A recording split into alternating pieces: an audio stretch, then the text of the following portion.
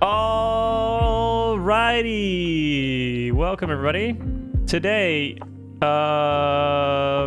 what we're gonna do is, I'm not 100% sure yet, but I think what we're gonna do is we're gonna try and deploy the app. We've already deployed an Elixir app before. There's probably a video on YouTube somewhere already about me doing that, but I thought it would be a cool opportunity to both review the PRs that we have and maybe merge them.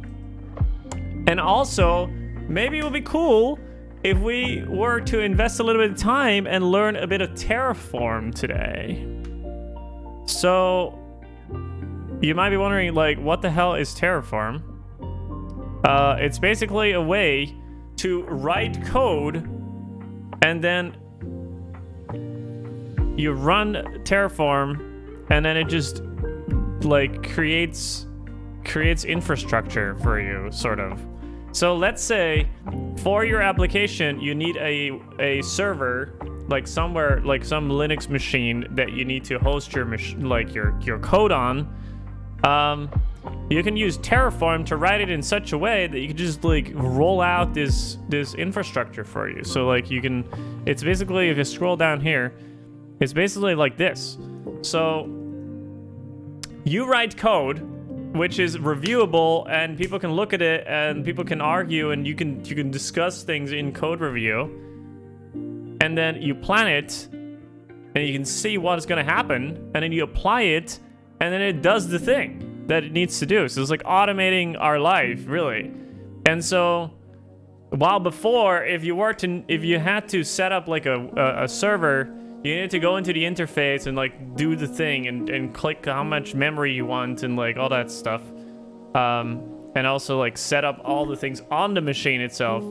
I think that's also something Terraform can do. Not 100% sure though.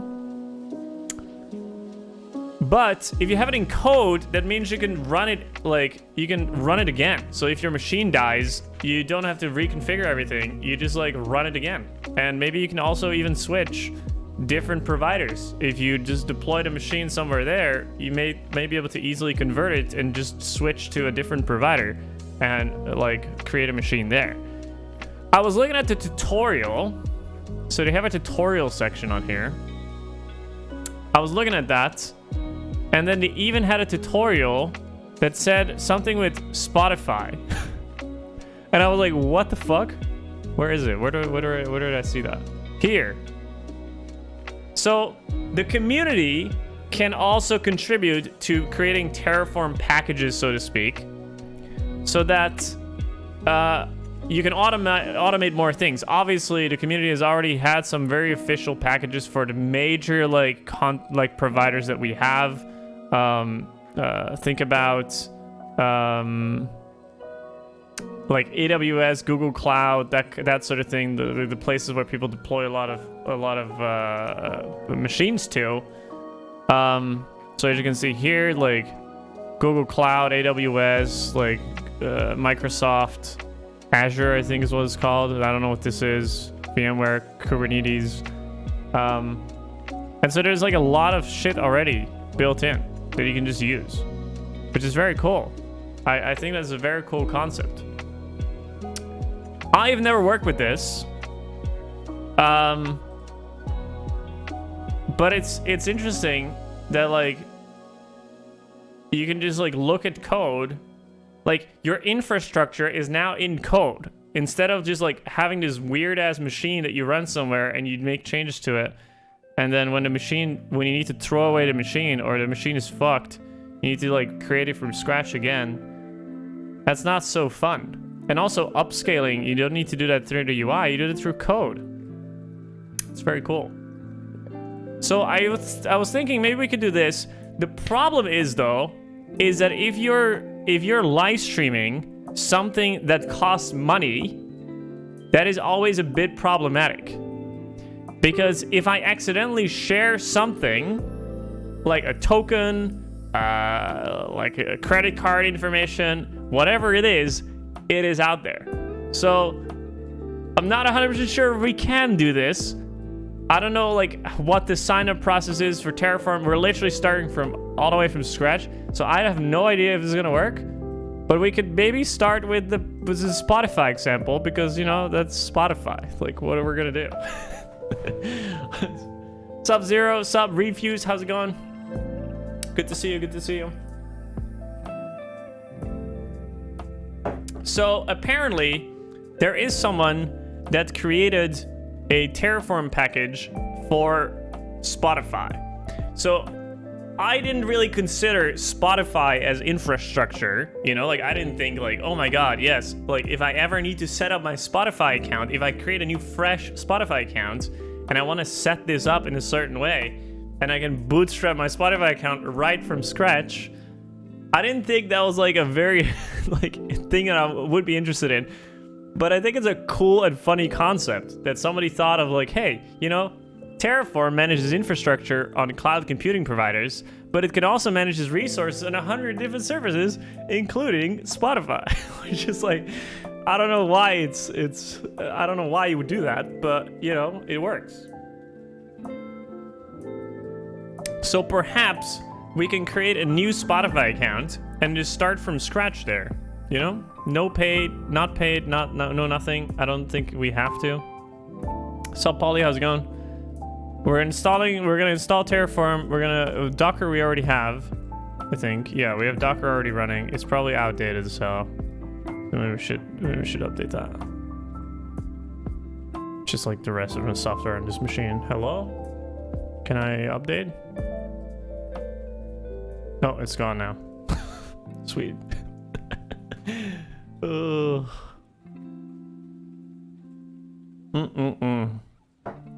How's it going? It's going well. How's you, Refuse? I haven't been able to catch your stream yet, but I did follow you. So hope you're well. I've also never used the Spotify developer tools, really. But let's get started. Let's just, like, install Terraform and see what we're gonna do. Do you install Terraform using Terraform? Like, on your machine, is this considered infrastructure? Like, your whole machine? That would be funny. Oh, we can install it using Homebrew. Sick. Awesome. So, for those of you that don't know what Homebrew is like a package manager for Mac, which is awesome.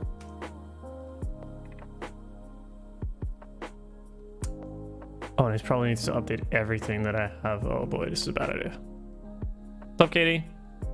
Yeah, I saw that, and that's why I stopped to see what you were doing. I see your time to time on news stream as well. True. I recently found her stream. It's always good time.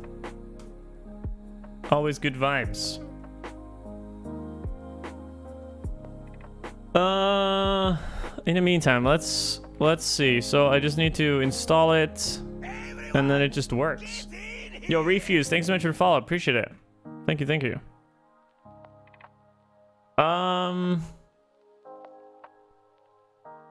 How are you, Kitty? How's things? Learn Terraform Docker. Oh, there's also a tutorial already with this. Okay, sick. Okay, let's do this. So in the meantime, while this is running, let's go here, and I don't think we need any folders, but let's do it anyways. Terraform. Let's go inside here and see what we're up to. Oh boy, Homer is gonna update. This is a bad idea.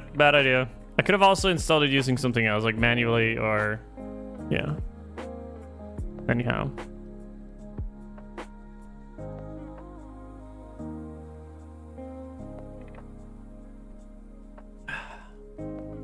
My hair was actually kind of decent today, but when I look at it on stream, it looks kind of shit. But hey, it's gonna grow eventually, so it's okay. Also, for up and coming Tech Wednesdays, I have received a lot of parts for phone repair, which we're gonna do soon. I'm just waiting for one. Shit, what was it? I'm waiting for one front panel for Wolfie's old phone, so that we can start with Wolfie's old phone, so that if we break it, like it doesn't really matter. But like I have a Pixel 3 and I don't want to break my Pixel 3. So what I'm first gonna do is just gonna take Wolfie's old phone, just fuck up that phone, and then see if it's worth it just to do my own phone. Because let me show you. Wolfie's old phone is also quite scratched, you could say. See? It's also dusty, but you can see like there's scratches all over. Oh yeah. Front panel, back panel is also getting replaced. There's a lot of scratches on there too. Bought a new battery for it too. So if anybody is in need for a new phone, sort of refurbished, you can have it. Maybe we should do a giveaway. An LG Q7 giveaway when it's finished. I pumped a shit ton of money into it, but that's okay. You know? Do a phone giveaway. Cause like I don't need the phone, so I might as well just you know do it. You think it's done already? Hell yeah, it's done. Okay, let's install Terraform now and see what we're up to. See what this is all about.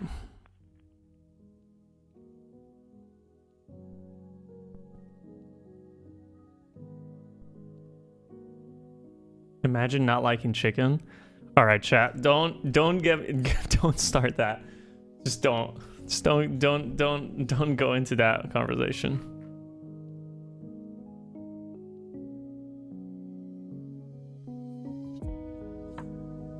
Install autocomplete. Oh. Nice. Okay, we have Terraform now. Nice. Nice, it works. Okay, let's also add tab completion, because why the fuck not? Okay, that was fast. Terraform. Doesn't work. Okay, though. That's fine. It's alright. Docker for Mac, right? We need Docker for Mac. We already have Docker for Mac. We create a folder called Learn Terraform Docker Containers. Sure. We probably go into it. And then paste this in a file called main.tf. Right? Main.tf. Let's see. Trust the authors of this folder. Sure. Why not? All right, we have a Terraform file now. Marketplace is extensions that can help with TF files. It already has something. Fine though. Okay, what do we do? Paste the following in the Terraform configuration. Okay, it's actually not really working. Extensions, Terraform. Yep. Syntax highlighting and auto completion. Cool. Wait. Beautiful. We now have code highlighting. Okay, so what do we have here?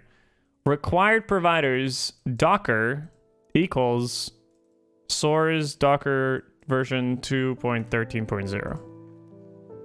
We get a Docker image Nginx, the latest version, and I don't know what resource is. I don't know what provider is. Provider is probably, this is probably like your dependencies. This is probably the settings for your thing. So if I want to, like, if I want to add stuff, if you pick in the provider Docker and it has settings, you probably configure it here. That's my assumption.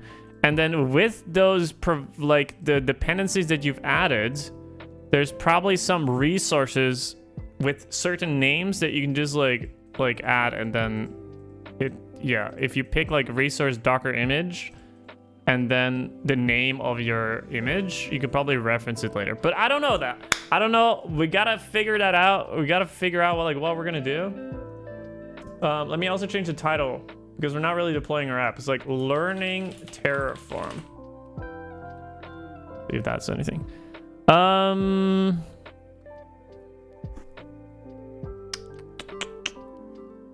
I have a shitty iPhone 6s Plus that I use as Stream Deck currently. The battery is complete ass on it, and that's why I always plugged in. That's why it is always plugged in.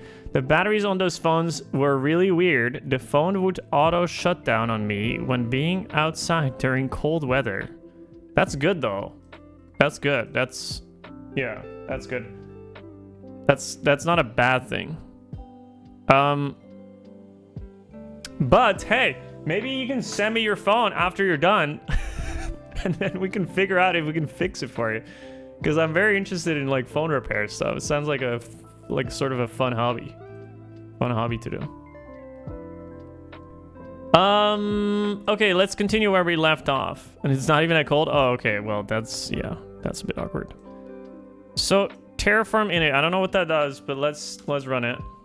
Initializing the backend, initializing provider plugins. So I guess when you do Terraform init and you have plugins, it will find them, download them. Yeah, exactly. Find them, download them. Terraform has been successfully been initialized.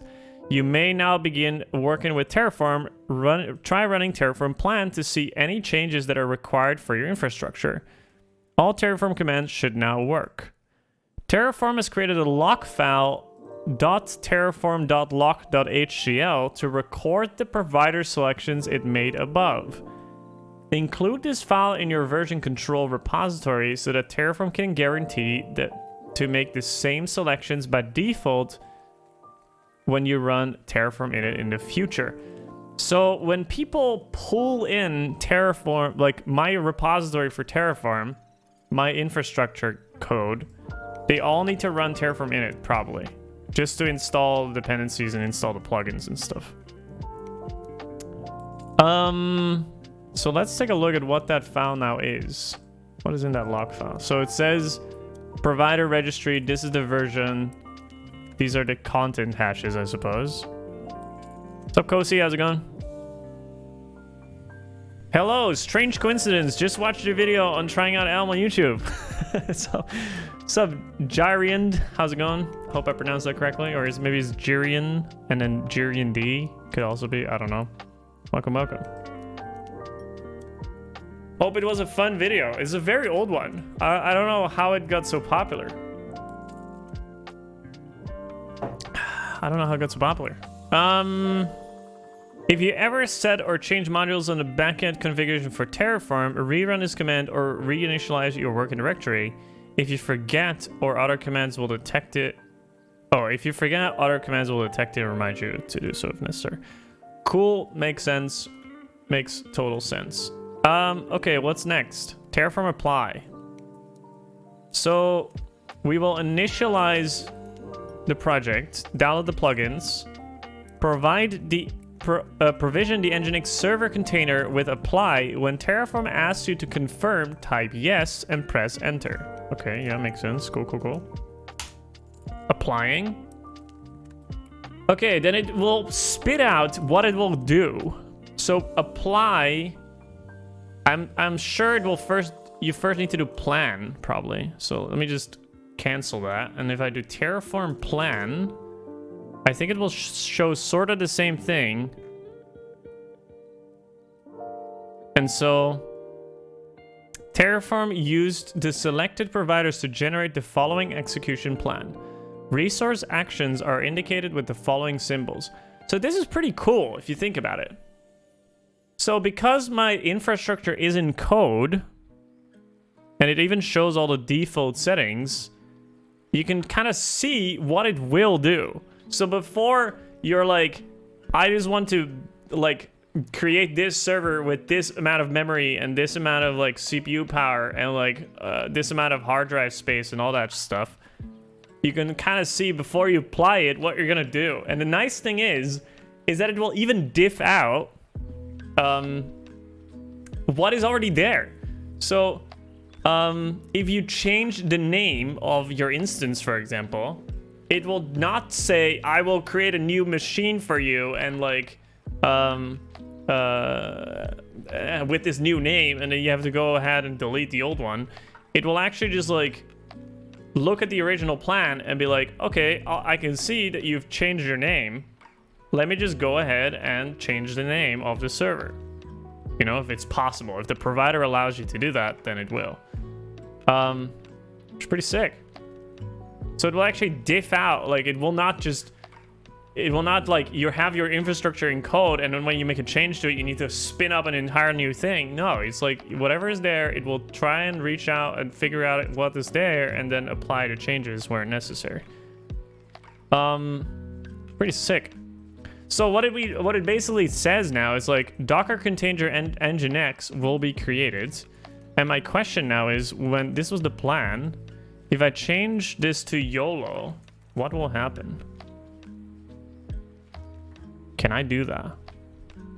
Because here we're referencing Docker image Nginx dot latest, which I don't know what that is. But I think if I do blah here, it will fail.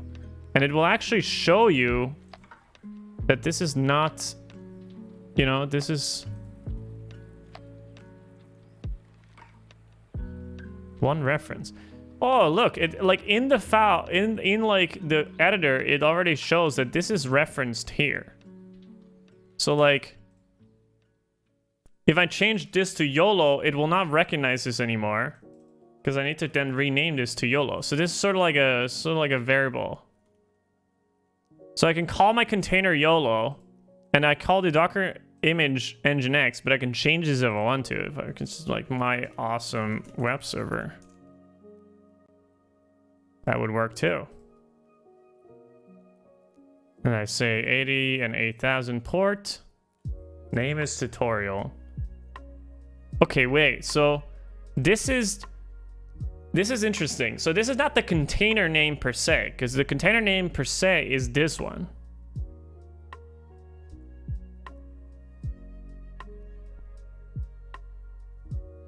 And Docker image name, Nginx latest.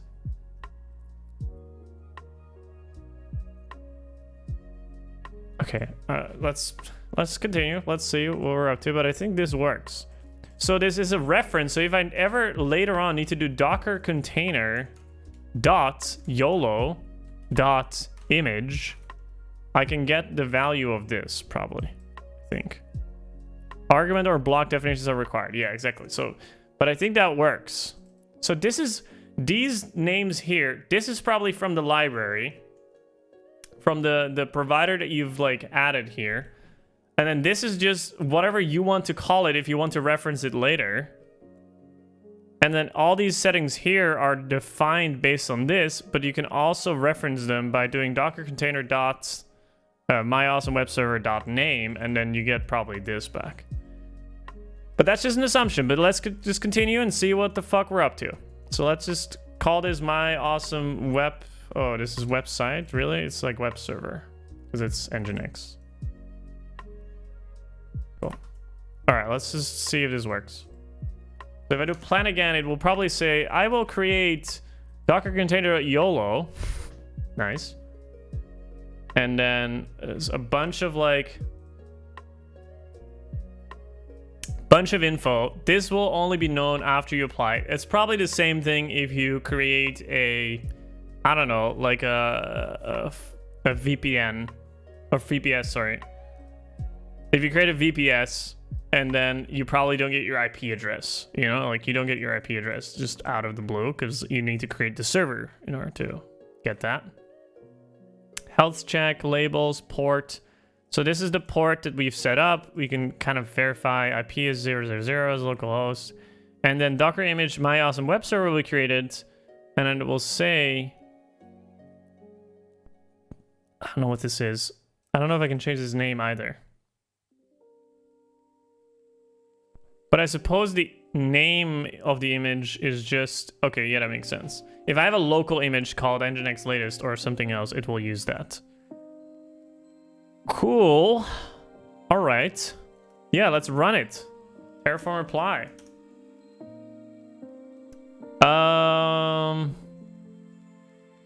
Do you want to perform these actions? Terraform will perform the actions described below. Only yes will be accepted as approve. Sick. Okay, so it's creating the Docker image, so let's verify that.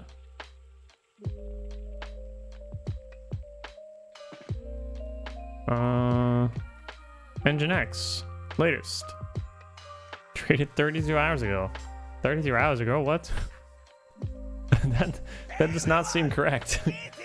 Yo, Rocco Nildo, thank you so much for the follow. Welcome.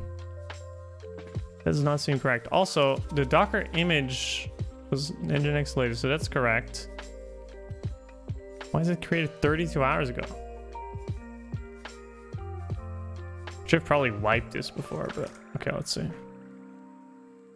Sure, okay. Still creating, creation completed, ID, blah, blah, blah, blah, blah, Nginx latest. DD34E67, DD34E67, cool, yeah, that makes sense, it works. And now there's a container running too. Yeah, and it is, look, 8,000, port 8,000 to 80. So if I go to localhost 8,000, is it 80? Look at that, Nginx is running.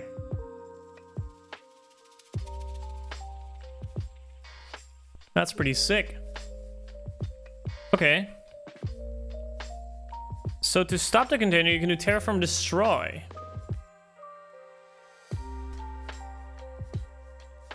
I mean, it will probably ask me again, like, hey, are you sure you want to do this? When did I? Okay, here it is. So, refreshing state.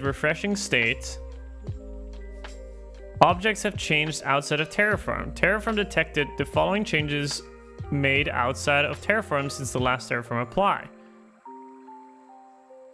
Docker container YOLO has been changed because it now has an ID, suppose. Unless you've made equivalent changes to your configuration or ignore the relevant attributes using ignore changes, the following plan may include actions to undo or respond to these changes. That is another important thing because it knows what you've changed. Oh, these things are added now. Okay. Because it know what changed. If I apply it again, it might override these values, right? So if I go into the server or if I go into the UI of like my DigitalOcean or my Google AWS, like Google AWS, what? My AWS or like Google Cloud, and I go change the variables of like your machine, your computer that you're hosting there, like your virtual private server or something else, it could be that you've like fucked up some settings, and now if you run plan again and you now want to apply something, you've made changes to your machine and it's like, hey, this is mismatch here. If you apply now, I will probably make changes that you don't really foresee coming. I will override what you've done in the UI because, you know, code is there forever. And so whatever you change in the UI, I'm just gonna override it because the code is the source of truth. Terraform used the selected providers to generate the following execution plan. Resource actions are indicated with the following symbols. Destroy. Nice.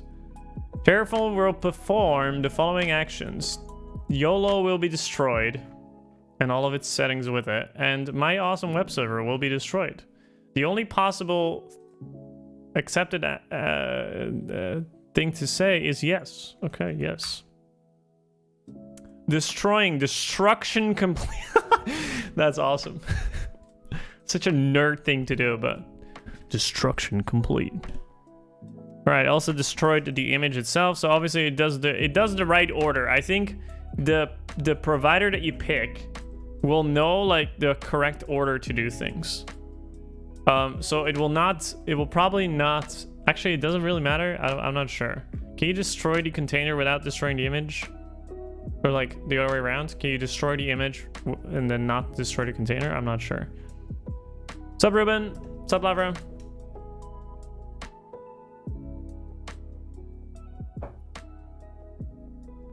Cool. Okay, 2 things destroyed. So if we do Docker PS now, it should be gone, and Docker image should be gone. No more Nginx. Sweet. Okay, next steps. We can use any of these providers. Which one should we use? I've never used any of these, really. I've never used Oracle in my life. I've used GCP at work. I've used AWS at work. Never used Azure before.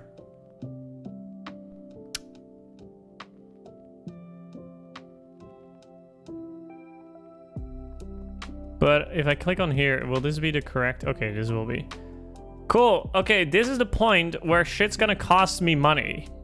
Okay. The tutorial can be completed using services included in the GCP free tier. Okay. So let's do that. Create one now. Okay. All right, chat, I'm gonna hide this real quick. What are you guys gonna look at? The still color? Do you guys want a still color source? Oh, beautiful. Nice, look at this, chat. Let's do dark mode. That's like a little nicer on the eyes, right? Wow, look at that. You guys can see all the shadows that I use. Okay, let me just quickly log in here. And see what we're up to. Probably need to do two-factor authentication. Get a notification from on my phone. How's you, Lavra? Okay, I'm logged in. This is what I meant. Like if I'm gonna do Terraform. Oh no. It logged me in on this machine. Free trial is over. You can still access the always free tier by signing up for a full account. Okay. Activate your full account. Pay what you use. Activate. Activation is successful. You're now all set for access to Google Cloud, paying only what you use. What the fuck? Okay. Okay, I'm not paying any money. So I better hope that this is okay. We're doing fine. Cool. All right, this is what I mean with scary stuff. So sorry if you guys can't see anything. The thing is, if you're working with cloud providers, they have billing all over the fucking place. I hate it. They have IP addresses all over the place. They have billing all over the place. It's like you cannot hide shit. I think you might have to make multiple users in an org to just hide like payment shit.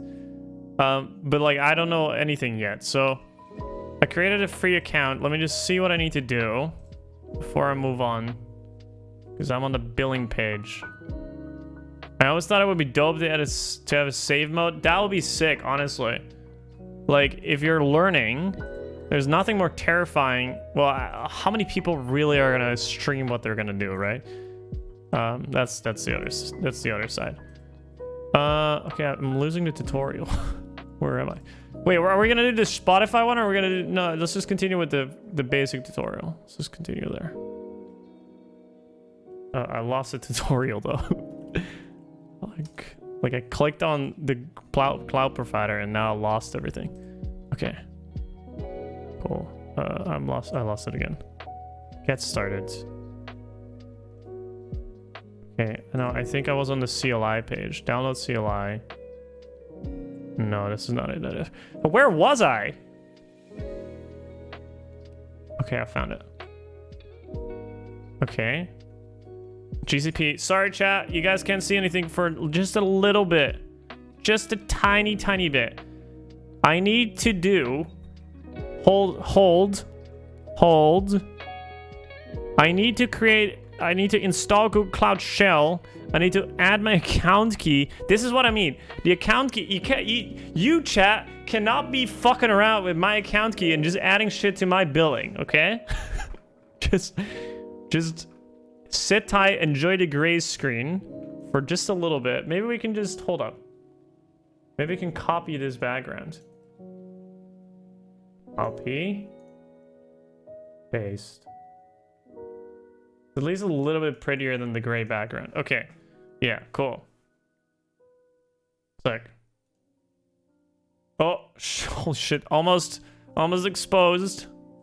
All right. GCP organizes shit into resources. So I need to create a project. What do you mean? Why do I need to set up a project if I can do that in Terraform? What? Okay.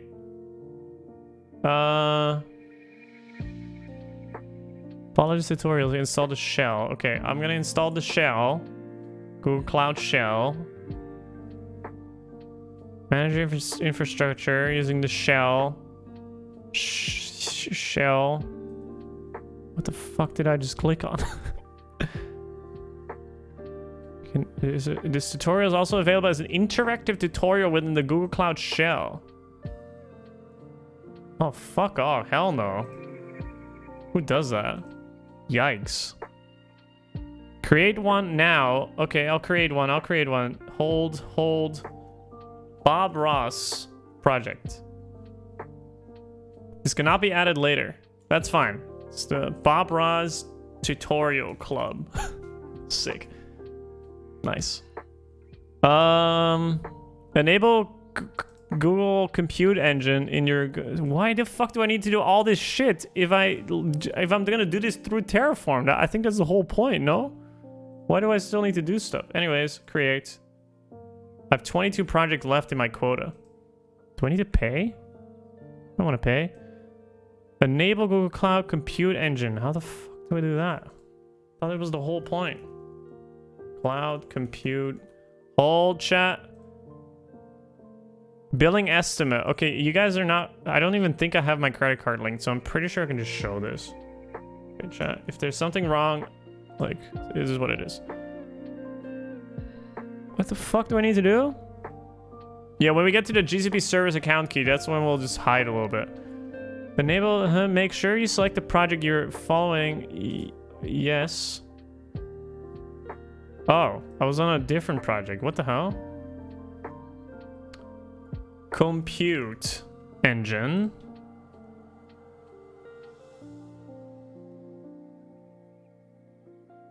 What the fuck is it doing? We broke we broke it already. Goddamn Google, come on. Come on, Google. Wait, why am I back to getting started? Doesn't it mean App Engine? Enable Google Compute Engine for your project in the GCP console. Oh, it has a link. Could have just, you know. Okay, there we go. Compute Engine API. Right. Cool. So that means we can access it using the API. Cool. Create a service account key. All right, chat. We're going to hide again. Goodbye. Service account key. Select your project. I wish I could show you this. Create service account. Service account name. How am I supposed to know? What the hell? Click create. Role. Create. Give it a name. I don't even know what this is. Bob Ross service account. I don't know what this is. Created during the tutorial. This is my description. I'm just gonna visually describe. So as I'm going through, there's 3 steps here. One is service account details. The other one is grant this service account access to this project. So I'm pretty much just creating an API key, I think. Project editor. Okay, so the role is project. Holy shit, there's so many roles. Makes sense, actually. Project, what was it? Project editor. It makes a lot of sense, to be completely honest. I mean, like, if you don't want everybody to just be creating shit in Google Cloud or deleting shit in Google Cloud, you know? If you have your, like, critical business running there, you don't want to just have people just fuck around. Okay, I'm done. Now what? After your service created, download your download? What is this, the 90s? How the fuck do I download my Service API? What is this? LimeWire? Select your service account from the list. Okay, I'm clicking on Bob Ross service account. Keys. Click on the keys tab. Click create key. Add key. Create new key. And then it asked me for JSON or P12. What the frick is P12? Alright, in the drop down menu, leave the key type as JSON. Create. Okay, I've downloaded something.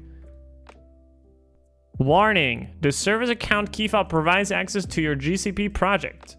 It should be treated like any other secret credentials. Okay, but I think it's fine. Like, I think we're good. Because you guys only have access, like, project access to this shitty Bob Ross tutorial club thing. So you guys can see whatever you want to see. I hope there's no secrets here. Cool. Okay, now we're getting to the actual tutorial. So now that we've fixed this tutorial, let's go one up and now let's create another one. So we're gonna create Learn Terraform GCP. And then we're gonna go inside Learn Terraform and then GCP. And then we're gonna touch main.tf again. And then we're gonna open it up in our editor. It's gonna ask me, yes, sure. Permission, so what a monster. Okay, here we go. I don't know what I need to do with this downloaded JSON file that we have here, but that's apparently my secrets. But I have it at least. Okay, now what we're gonna do, so we open main.tf in our text editor, and then you paste the configuration down below. Be sure to replace name with a path to your service account. So once again, we're going in, defining the dependencies that our project has, which is Google, HashiCorp Google, which is the source of the package, version 3.5.0. Then we have provider Google, and then we have the file of the JSON file. Copy. And then we have project ID. And so let's find the project ID. Be sure to replace name with the path to the service account key file you downloaded. Okay, guys, we're gonna hide real quick. Hold. Be sure to replace the name with the path to the fucking file. Okay. I don't know where this was saved. Downloads. Oh. That's easy. Hold, chat. Hold. Hold. I don't know how far this, like... How, like... Okay. Words. Words, boys. Words. Okay, and we also need the project ID, which we can find in that file, maybe? Hold up. Hold, chat. Hold. Project ID. Oh, it's just that name of the thing that we... Okay, yeah. Cool. Sick. Okay, I think we're good. So I don't know if I need to have like a relative path, or I can just do a full path like this. But hey, it's here now, so that's cool. Okay, so we have defined our credentials file. We have Google provider set. We've set some settings. So before we had the other one, I'll show you. We had provider Docker, which was empty because we didn't really define anything for the provider. But for most providers, you probably need to authenticate. So this is probably where you do that. And you also define like what region you want to pick. And you can probably search just HashiCorp Google provider. And then you can just find the Terraform registry for this. And then you can probably find documentation. And then you can probably find a link to what regions there are.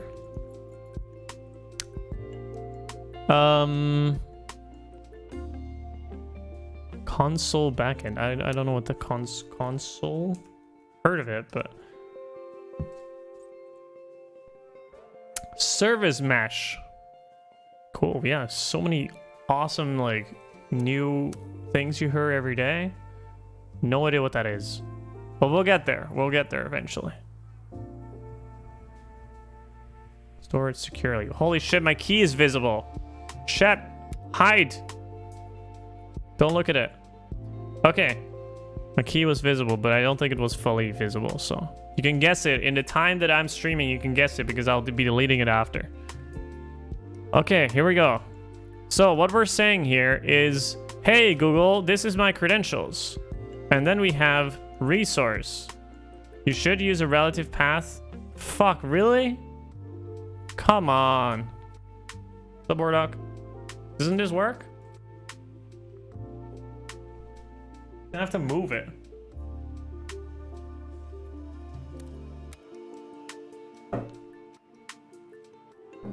Okay.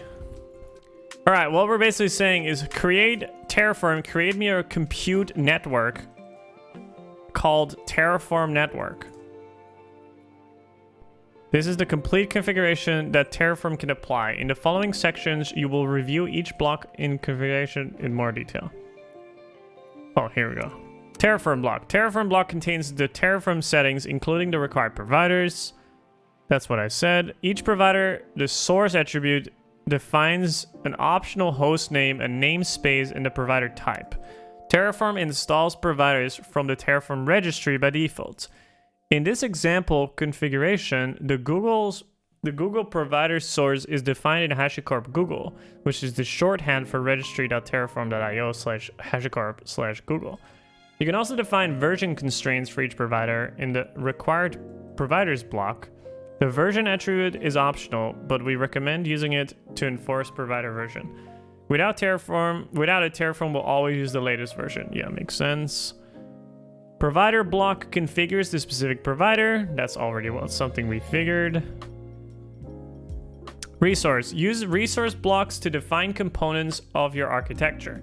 A resource might be a physical component such as a server, or it can be a logical resource such as a Heroku application. Resource blocks have two strings before the block, the resource type and the resource name. So this is what I mentioned before. So this is the type, and then this is the name. But I'm not sure if we can just YOLO this. I think so. I think we can call this anything. Literally anything. Because only in the settings, this is just for referencing, I think. So if I do like Google Compute Network dot VPC network dot name, I can just get that. This is what we like discussed before. That's cool though. Oh, it will probably explain me that. The prefix of the type maps to the name of the provider. In the example configuration, Terraform manages the Google Compute Network resource with the Google provider. The prefix of the type maps to the name of the provider. Oh, okay. Interesting. So for the Docker one, we probably had Docker in front. Yeah. Cool. That's good to know. That's good to know.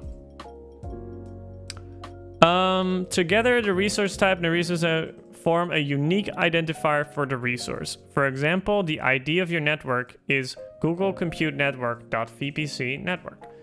Resource blocks contain arguments which you use to configure the resource.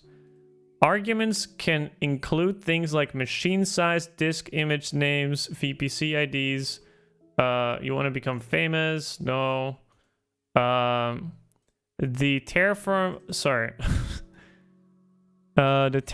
registry GCP documentation page documents the required and optional arguments for each GCP resource. For example, you can read the Google Compute Network documentation to view the resources. So basically, this is just stuff you can configure your resource with. So this is a Google, this is the prefix, and then a compute network is the actual resource that you're trying to create. So we're trying to create a compute network. I have no idea what that is, but it is something. This is just a random name. I could put anything here. And then there's probably more settings that we can set up for this, such as name. So inside you can also define the project. So like if you don't want to define it here, Right, so maybe you're managing multiple projects in this Terraform project, and then, yeah. Define a name. You can say automatically create subnetworks and MTU. I have no idea what any of that is. Don't care. Couldn't care less about it. Whatever. I'll figure it out eventually. And then, okay, yeah, we need to initialize it, just like last time, because we need to download the dependencies. So download it, boy. And it says the same thing as last time. I've defined like a log file, blah, blah, blah. Cool. This probably doesn't test the connection yet. Terraform downloads the Google provider and installs it in a hidden subdirectory of your current working directory, named Terraform. Oh. Wow. Oh, it's like a binary file. Nice. Okay. Interesting. Sup, Yogurt? How's it going? Bob Ross tutorial? Hell yeah, Bob Ross tutorial it is. It also creates a log file. Yeah, we've learned that already. Format and validate the configuration. Oh. We have format functions. So if I like YOLO this like this, probably is not even allowed. Doesn't even work. But if I do it like this, oh, it auto formatted. Stop auto formatting. Settings. Auto format. Format on save. Like this, and then I run format, and then it said that it updated. Yeah, nice. Noise. What is Terraform for? I just explained it, but in short, it's basically a way to encode, describe what sort of infrastructure you want. And if you don't know what infrastructure is, it's basically just like, if you, let's say your mom wants a WordPress site. You know, your mom wants a WordPress site. Normally you would go to like a hosting provider that has everything set up for you. You probably don't even know, like if you've ever run a WordPress site, you probably don't even know that the server probably runs Apache and it runs PHP and it installs PHP on those machines, and like you probably get a piece of an existing like shared server. If you were to create a server, if you were to have a machine and you want to like, or like maybe not a machine, let's say you want to, maybe you can actually, maybe you can configure the machine too. I don't know, maybe. But let's say you want to host your website on AWS, like Amazon's web server service, or you want to host it on Google Cloud. You know, you want to host your WordPress website there. You just define in code what you want. Like, this is the machine that I want. This is like the, I want 2 CPUs and 8 gigs of RAM in my server. Then you just define it in code, and then you just run it. And so instead of like fiddling around the website like what you want, you just do it in code so that you can change it. And you can see what is live on prod. But if you've never run into this problem before, then just first run into the problem. Like if you've deployed your WordPress website somewhere and it's worked for you, like you don't need Terraform for that. Like you've never run into an issue where you've configured a whole machine and you're too scared to like create a new one because it's like you've manually configured everything. I've done it like plenty of times. It fucking sucks. It absolutely sucks. So that's why this is awesome. The fact that I can just configure it once in code and then run it anytime I want is really cool. Okay, so now let's run Terraform apply, which is in short a summary. What we're going to create is a VPC network or a compute network, which I don't know what that is, on US Central 1 under the Bob Ross tutorial club. And I don't know if this file will ever be like found, but let's see. So it run Terraform apply and it shows me what it's going to perform. So it will perform resource compute network, VPC network. It will auto create subnetworks because that's apparently the default. It will delete default routes on create. Don't know what this is. I think this is just a load balancer, I think. Or maybe just a network, like a network that you can create projects in and then you can just like reference these IP addresses or something. I don't know. You can even specify the IPv4 range you want, the name of the network. But I just want to create this, so I say yes. And so I think if I go to here now, and then I go to search for compute network, I can see the network's already created. Resources. Look at that, VPC network. Why did it create so many? What the fuck? Hey, hello? I just asked for US Central region, and specifically C. Why the hell do I have a Terraform network in every region? What? What did I just do? Well, that's a first. Global network. Oh, I created it on the global network? Well, shit. Terraform indicates your approval. The output shows the execution plan. Cool. Boom. Created global networks. Global networks. 1 added, 0 changed, 0 destroyed. You have now created your infrastructure using Terraform. Visit the Google Cloud console to see the network you provisioned. And I can also do Terraform show. I want to see what it looks like when we do the Otter app. Hold up. So if I go to the Otter one, which is the Docker container one, and then I do Terraform apply, and it will do this thing again, and it will just create these two things. Yep, create the image. Still creating. Cool. So it created this server now, so locally I should be running the Nginx now. Perfect. And now if I do Terraform show, it will show me what I have, what is currently running.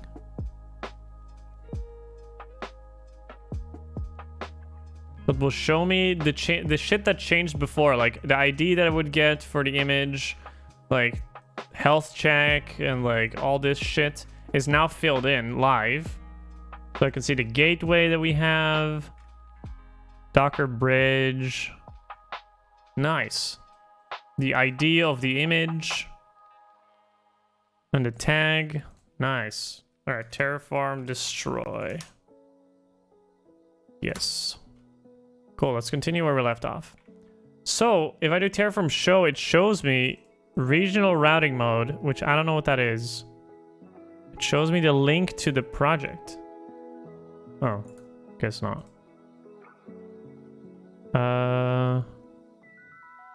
Global networks. Yeah, so we have a global network. I don't know if I wanted that, but I have it now.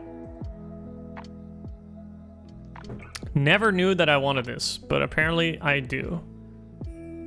When you applied your configuration, Terraform wrote data into a file called Terraform TF state. Yes, it did. So this is probably where it keeps track of what you've locally applied and what changed on prod, maybe? Like what changed in the cloud? We recommend storing your state remotely with Terraform Cloud or Terraform Enterprise. Okay. Terraform also supports several other remote backends.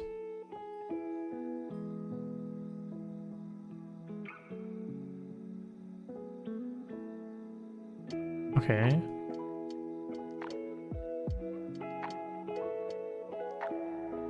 Standard backends, Kubernetes.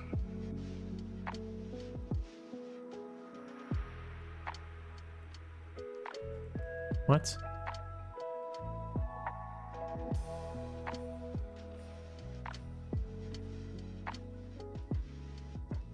I don't know what this means, but like maybe we'll figure it out. I'm not sure what that means. Okay, so the Terraform state file is the only way for Terraform can track which resources it manages and often contains sensitive information. So you must store your state file securely and distribute it only to trusted team members who need to manage your infrastructure.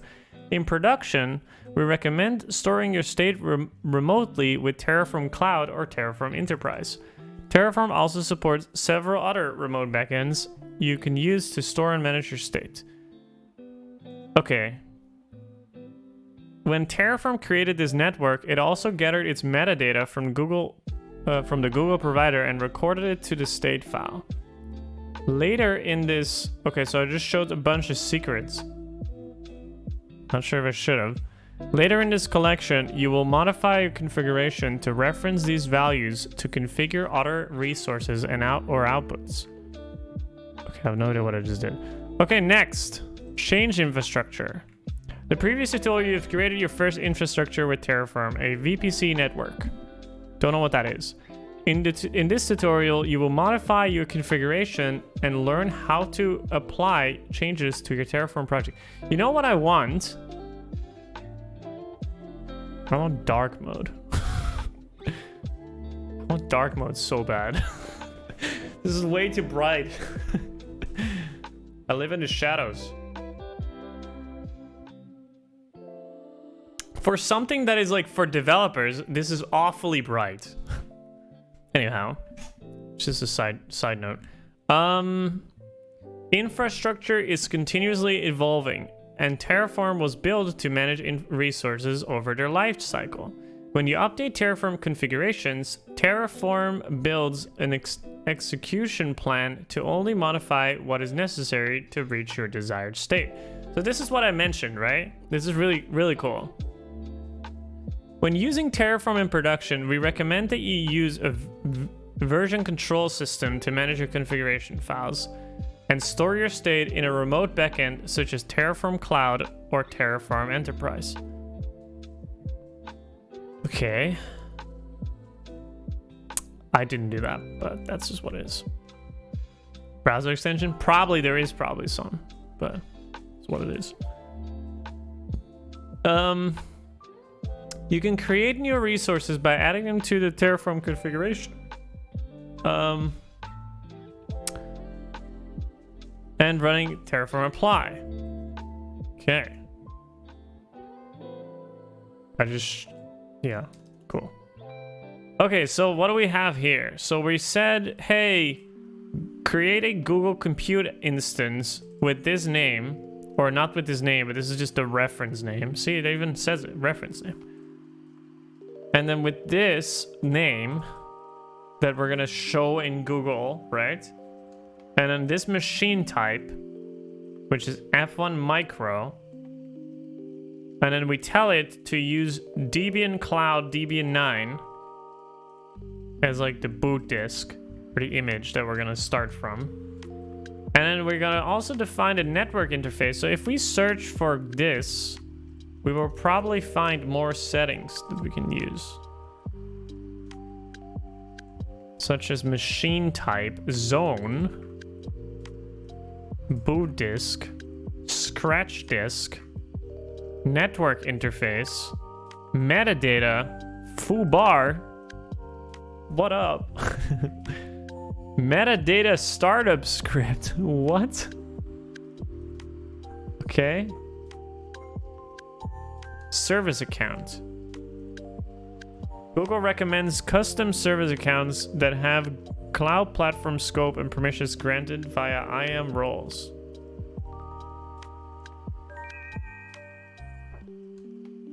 Okay. Don't know what that means, but sure. So I guess when you create... Oh, here's a service account. So it says, hey, create a service account. And then you reference it so that it's created by that service account. Interesting. So it probably just like locks down the permissions by just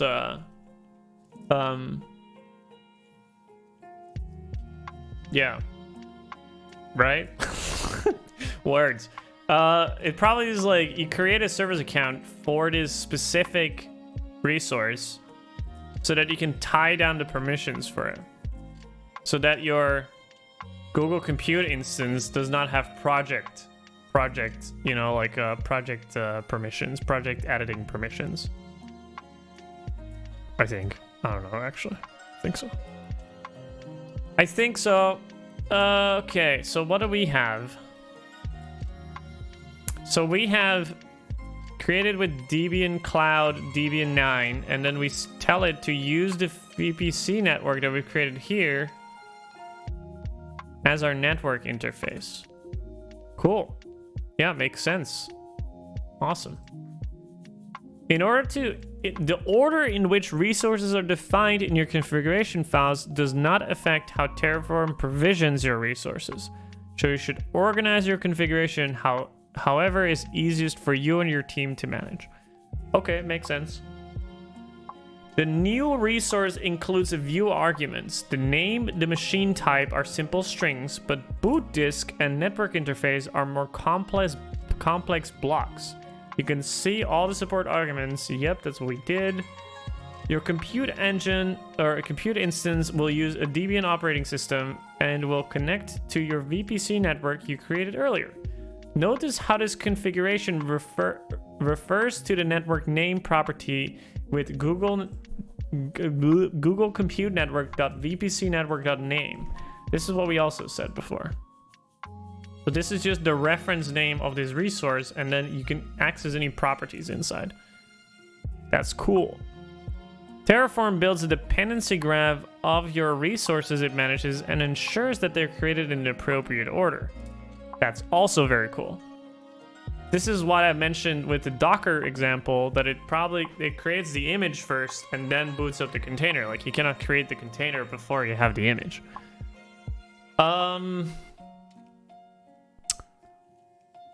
The presence of the access config blog, even without arguments, gives the VM an external IP address, making it accessible over the internet.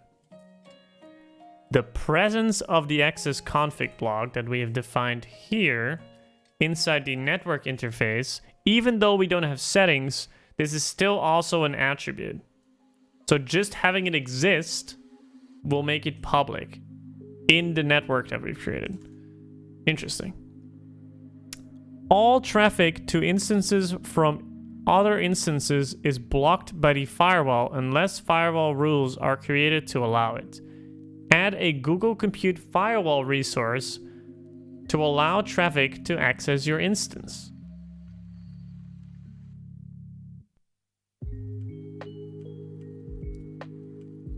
Did he do that here? Did the tutorial do that? I think this is just a tip. Okay, this is just a tip. Okay, cool. All right, let's run apply. Terraform, did I save the file? No. Cool. Terraform instance name. F1 micro. Is it the smallest machine? Probably. Apply.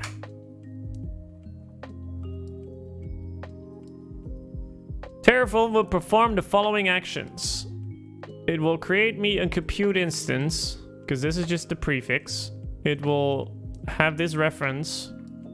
That's not important. Can IP forward? False. CPU platform? Don't know. Deletion protection? False. Boot disk? Debian 9. Auto delete? Read write? Don't know what the fuck. Network? Terraform network. Access config? Something. I don't care. Cool. Sounds good. Yes. Don't know what the fuck it's gonna do. But hey, sounds cool. You create me some resources.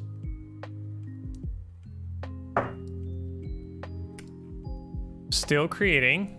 Cool, cool, cool, cool, cool, cool. You do you. You do you, boo. Are we paying already? Are we creating monies? Compute engine.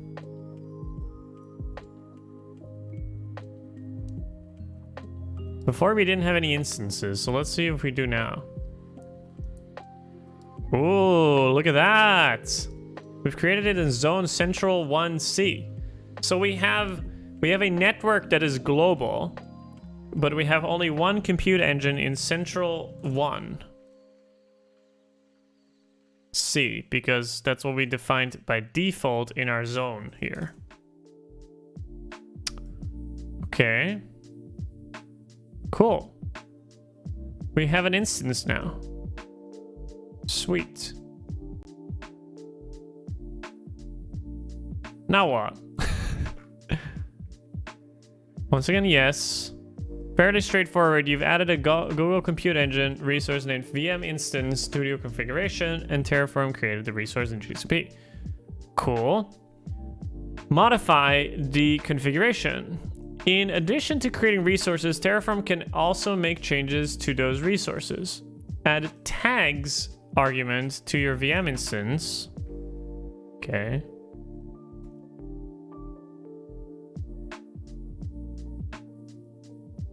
And run it again. I don't know what this does. What does tags do? Web. Dev. Cool. What's up, Lily? Here to say hi. I'm not gonna watch this. All good. Thanks, Lily. Thanks for the lurk. Hope you're good. Hope you're doing well. Terraform apply. Sure. Okay. Let's see if it found the changes. Okay, so there's a bunch of stuff that is talking about. Okay, let's start. This is on a clean slate. What is this shit that you keep throwing at me, Google or Terraform? Objects have changed outside of Terraform. Terraform detected the following changes made outside of your Terraform since the last Terraform apply. Labels, metadata, and tags were added. Unless you've made equivalent changes in your config or ignored the relevant attributes using ignore changes, the following plan may include actions to undo or respond to these changes. Cool. Don't care. Terraform used the selected providers to generate the following execution plan. Resource actions are indicated with the following symbols. Wriggly line, like the tilde thing, is like changes. So we've made a change to this resource, and we've made a change to the tags, which before was empty. And now we're gonna say yes, add the tags. What's up, Lars? Sick. Make my changes. Do it. The prefix tilde means the Terraform is updated in place. You can now apply this change by responding yes. Cool. Sick. Can we find these changes anywhere? Can I find them here? Did the tags get added? Did you get tagged up? All tagged up and ready to go? External IP. Ephemeral. Right, can I go to that IP? No. Cool.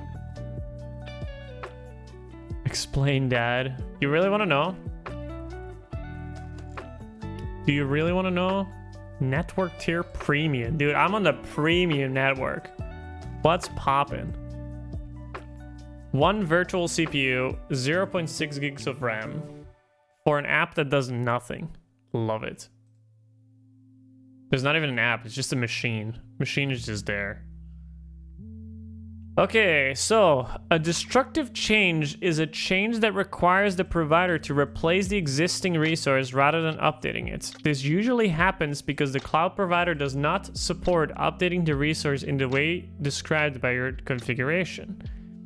changing the disk image of your instance is one example of a destructive change. Edit the boot disk block inside your VM instance. Okay, let's do that.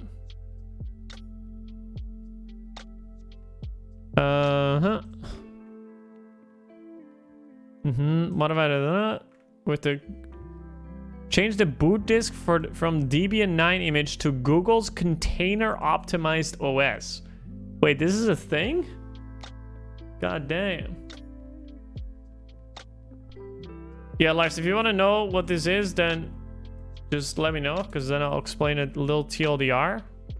If you're like, what the fuck's going on? I don't really care, but like, what the fuck are you doing? You're crazy. That's also fine. I want a little short explanation. Okay, we're learning Terraform, which is basically a way to do infrastructure in code. So if you ever need to create a server somewhere for your application, you might want to, you know, define all your infrastructure in code so that you don't have to do all the manual work in like the host website. So let's run Terraform apply.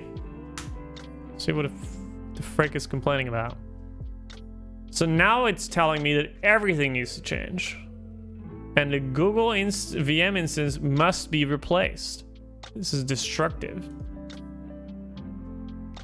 Shit Google would develop for their own massive server farms? Not really. It's actually, you can use it for creating machines on Google.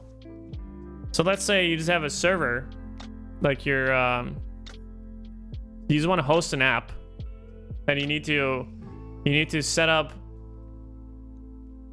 a VM with like one CPU and 0.6 gigs of memory, and it needs to run on like this Linux version.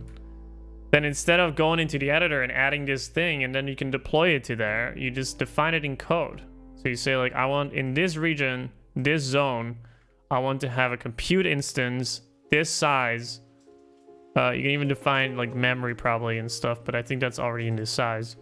Network, which network you use, like firewall rules, all that stuff. It's pretty cool. Okay, so now we're using the Google Container Optimized OS, which I've never heard of, but sure, if that's what it wants. And then it says, cool, yeah, I'm changing everything now. Destroy and then create replacement. This is what we had in production for an app I was working on, where we were creating a pub sub in Google, because Google has pub sub. And then if we change the name of it, and I think also like the topic it would respond to, it would delete the old topic or delete the old subscription and create a new pub sub subscription. So even though in code you're just changing the existing one, like the name might be the same, but like you're changing the topic, it cannot change the topic of a subscription. It will just delete the old one and create a new one.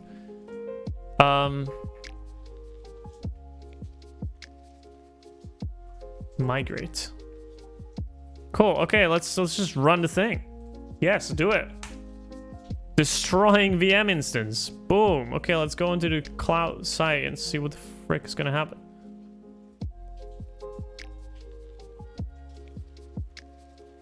Still destroying. Hold. Looks like something they use on school to give us special places we can test and run code. Probably, yeah. I mean, if you don't want to spend a lot of time in your infra, you just spin up a new machine with like predefined specs and everything. It's really nice.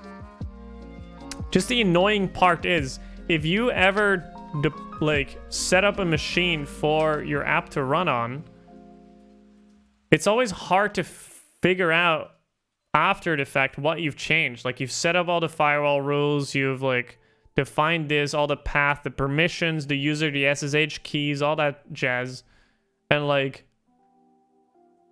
it's just annoying if you ever need to set up another one. Like, how are you going to automate that? and like including the creation of the server, right? So like if I need to create another instance of this machine, I can just go and add another resource. Or I can change it so like my network is now a global network, but maybe I want my region to only be US Central 1 and not global. And then it will just change my whole like VPC, which I still don't know what it is, but it's there. Look at all my global networks here. I even have a default one, which I don't even know what to do with.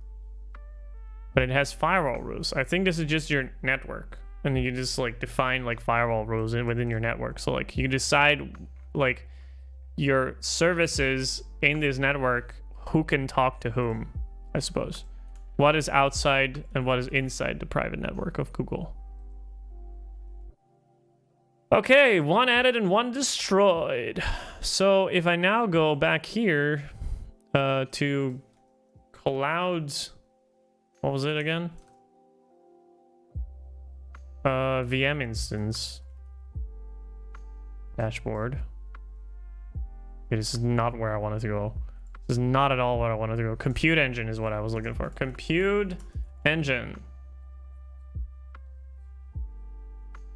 There it is. I think it's still setting it up. But it's F1 micro. And what? Wait, it's still running Debian. What the heck? What are you doing? Oh, it says it's done. What do you mean? I thought we were gonna change it to something new. Oh, cost cloud, cost stable. Whatever that is. No, I don't want to open Safari. What the hell? It's a dead browser. Not really though, but... Is this new? I don't know what I clicked on. What did I just click on? Oh, sheesh. Creation dates. 3 minutes ago. I guess so. Okay, this is confusing though. I thought this was Google's thing. Oh, here. Source image. Cost stable. So it's using Debian anyways. Or is this just cache? Maybe this is cache. Let me just refresh this.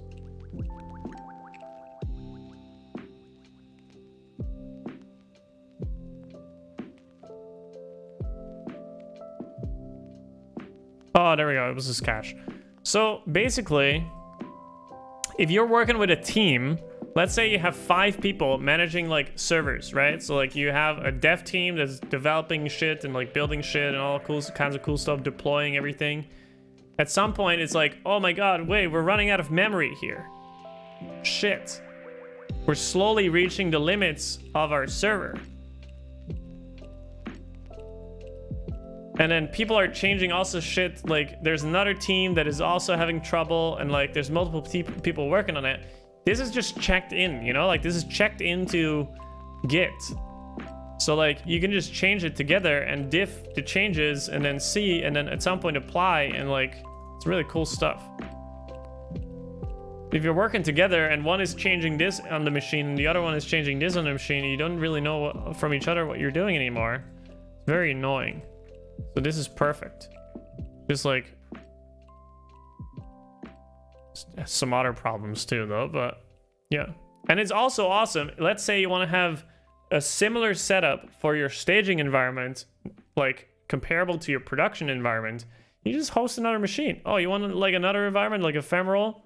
Boom. Let's create another ephemeral environment with lower specs or something. Really cool. And if you have a lot of like services working together under the same network, that's a lot of work to maintain and create through the, you know, like through the interface. You create a new project.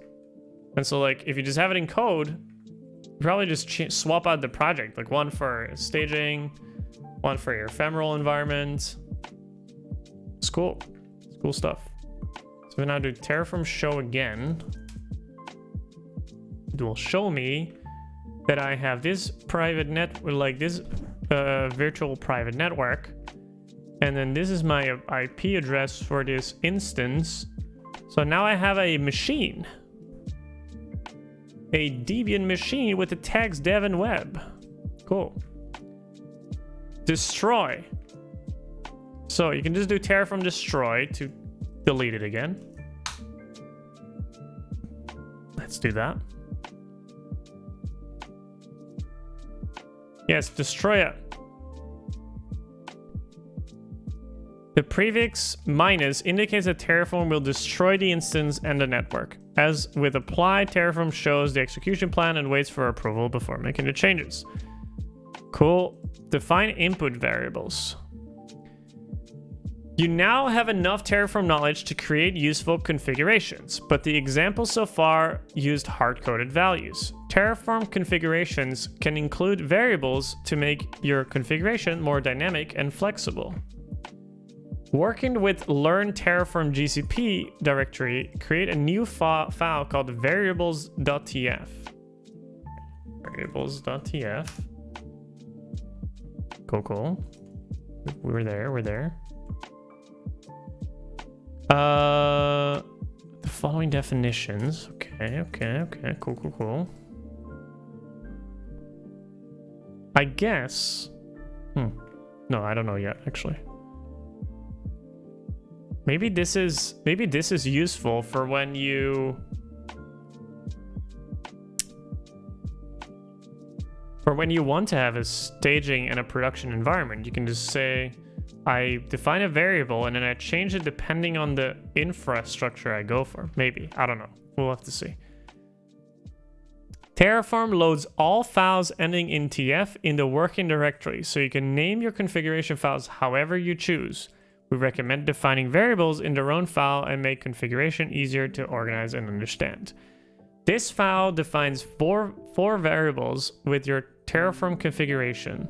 The project and the credentials file variables have an empty block. The region and zone variables set defaults. If the default is set, the variable is optional. Otherwise, the variable is required. Oh, okay. Interesting. Is required. Cool.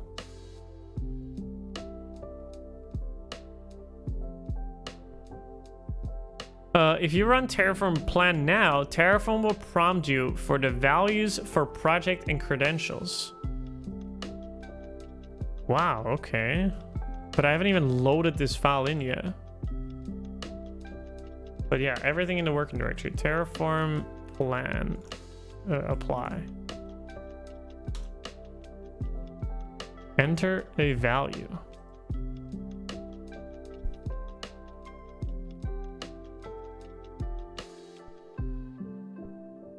Next, update the GCP provider configuration in main.tf to use the new variables.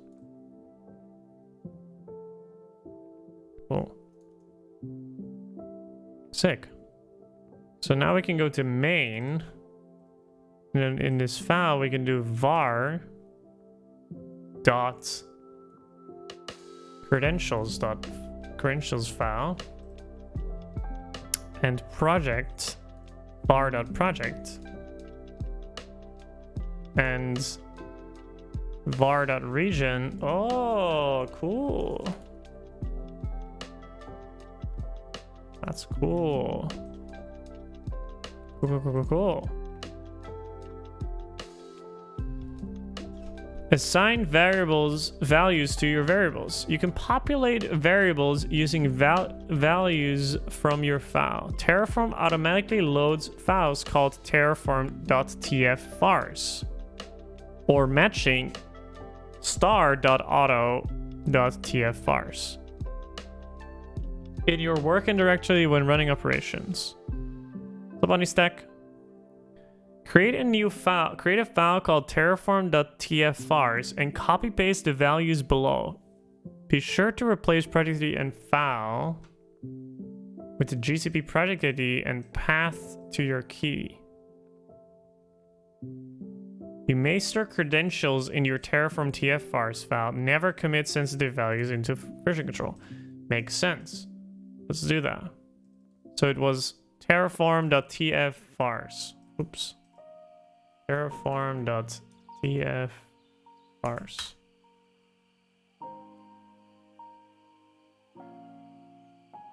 Okay. Terraform farce. Oh, it's already okay. It just doesn't have an icon. I was like a little bit confused. Oh. Okay, what was the file that we had before?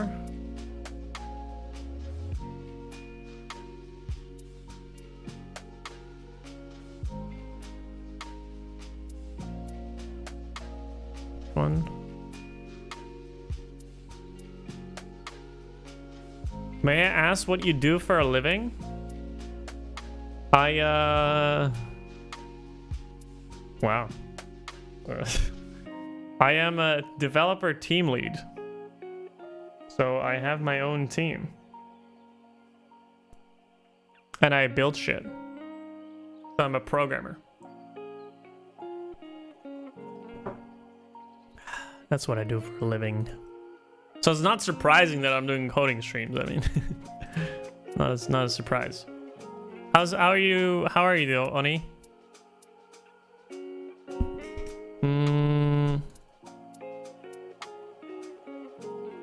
Okay. Now we can just run Terraform apply, and it will not ask for the file. Cool. That's cool. That's cool. So let's build it again. But we've deleted it before, so that's why it needs to be recreated, everything. Since region and zone input variables are configured with defaults, you do not need to set them. The values you set in your variables file match the original configuration, so Terraform does not need to make any changes to your infrastructure. I deleted them, so... In the previous tutorial, you used input variables to parameterize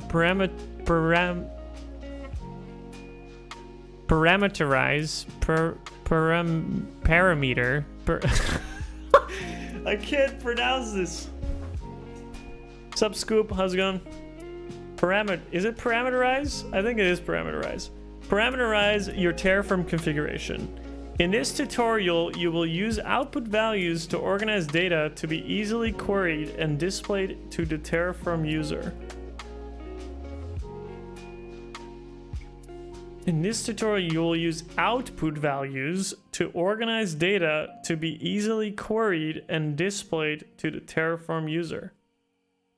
Don't know what that means, but let's figure that out.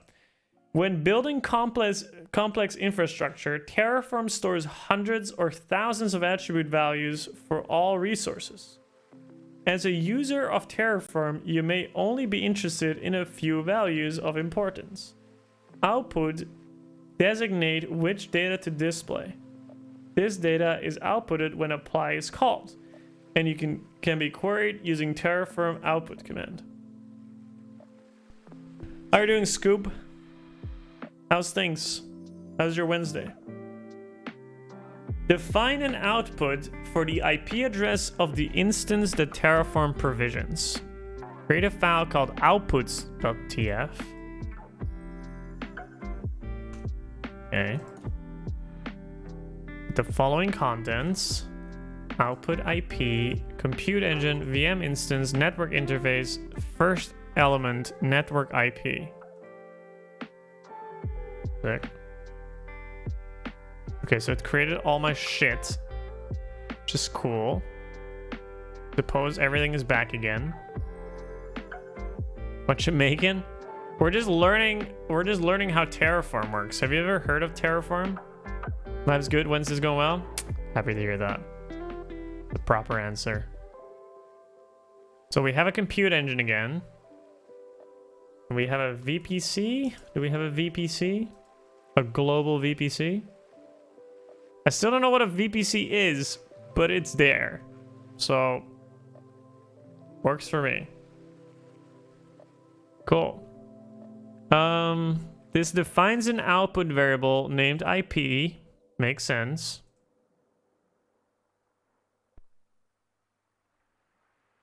Terraform is alright. Think of VPC as like a virtual router. Yeah, that's what I was thinking already. It's like all the things inside this virtual router You can just like give rules. Like what do you want to expose outside? What do you not want to expose? Yeah. That's what I figured. And it's also like, if something is not inside the same VPC, you can probably not find it, maybe? Or maybe you need to explicitly tell that it can connect to the other VPC. I don't know. I'm actually not sure.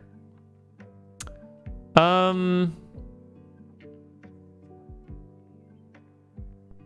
you like DevOps? Or like what do they call it these days? SRE? Like system reliability expert or something like that?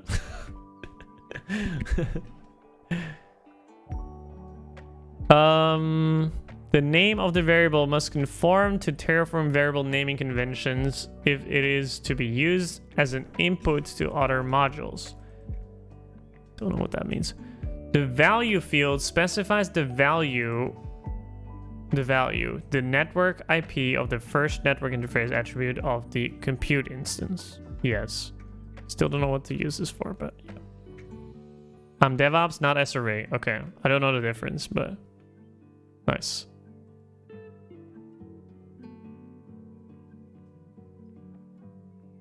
Terraform is cool, but I think stuff like Helm. Oh yeah, we use Helm too.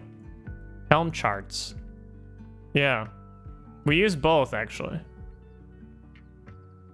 Yeah, this is something we use as well. Still new to this as well though. To find some simple charts. But we use them in conjunction. So like Helm charts is just Kubernetes, but like for example, if you use managed databases, you might just like spin that up using Terraform.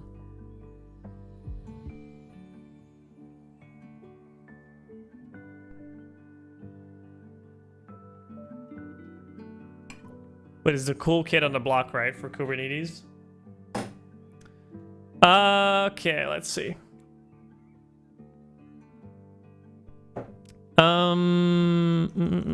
The value field specifies the network. Blah, blah, blah. Multiple output blocks can be defined to specify multiple output variables. Sure, cool, yeah, totally, awesome. You must apply this configuration before you can use these output values. Apply your configuration now. Respond to the confirmation prompt. Okay, sure, yeah. Just don't tell me what to do. Terraform apply. Sure thing. Yeah, labels, blah, blah, blah. Changes. Yes, IP. Cool. Oh, what did I just do? Just copied something. What the hell? Okay, yes, totally. Apply it, sure. Okay, don't know what that means. So now if we do Terraform output, we get one of the specified outputs. Cool. Sure. So that if you do Terraform show, you don't have to start digging into all of the data, right? I suppose. But I suppose you can also specify what you want to output. More in-depth tutorial. Output data from Terraform. Destroy your infrastructure. Again? Okay, let's do it. Just build it again, but sure. Destroy it. Yes. Goodbye, cruel world. Next steps. That concludes the getting started tutorial for Terraform. Hopefully you're now able to not only see what Terraform is useful for, but also able to put this knowledge to use to improve building your own infrastructure. For more hands-on experience with Terraform configuration language or learn more about the building blocks, review the tutorials below. Modules, provisioning, import. Sub runtime. Scomptus is similar to Docker Compose. In theory, yeah.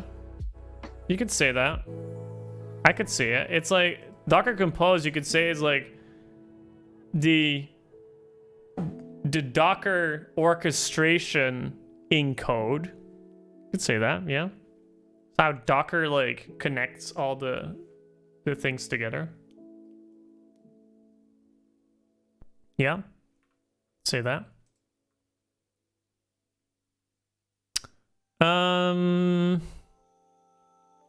Cool. Yeah, this is awesome.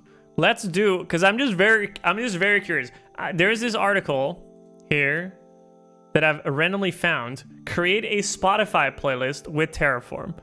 I thought this was very, very cool. So let's just do this one as well.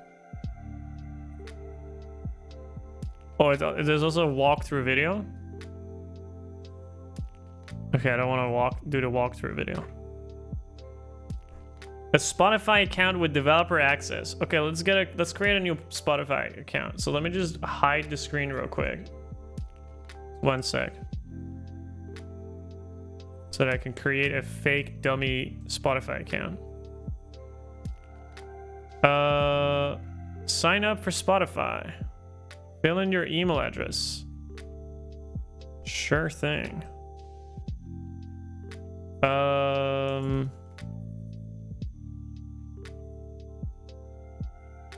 Just create a temporary new one. Password. Suggested password. Sure. Sure thing. What do we call you? Chizra Cats. That's what you call me. What's my birthday? I think I can just show this. This is not like super crazy. Until we get to the developer things, that's like, you guys want to know my birthday? From 1994. And I am a man. And I don't want to have marketing things. Cool. Great.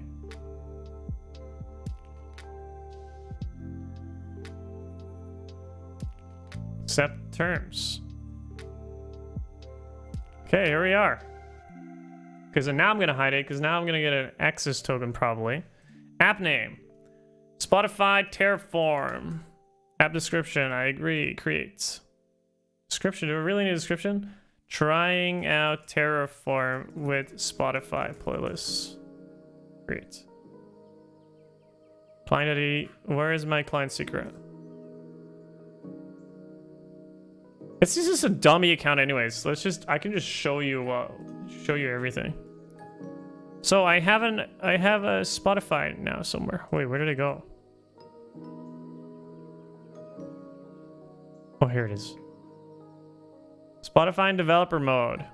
It's a dummy Spotify account. The stream is very interesting, but I have to sleep. Maybe I try out Terraform later. All right, catch you later, runtime. Thank you so much for hanging out. See you later. Hope you enjoyed the stream.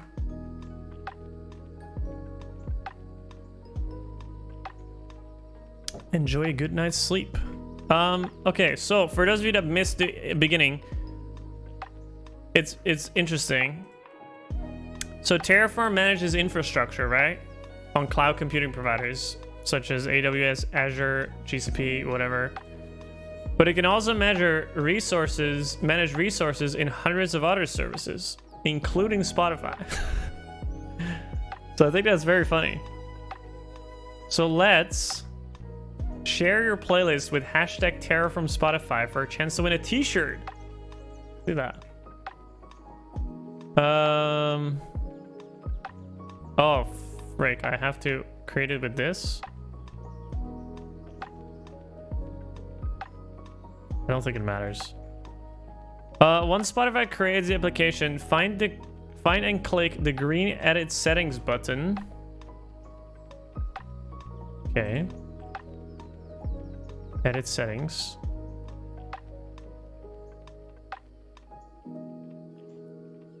Rick, where is it? There's one. A lot of Terraform integrations are garbage? Probably, yeah. I can imagine. Okay. Never worked with the developer, the Spotify developer thing. So that Spotify can find its authorization application locally on 27228 and the correct path. Scroll to the bottom, hit the save button. Nothing else, nothing more, nothing else. Cool, save. Run the authorization server. Now you've created the Spotify app. Now you're ready to configure and start authorization proxy server, which allows Terraform to interact with Spotify.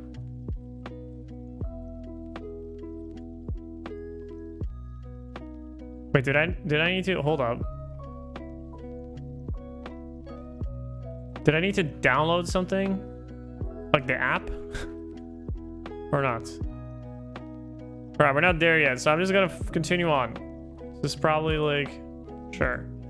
Create a new folder.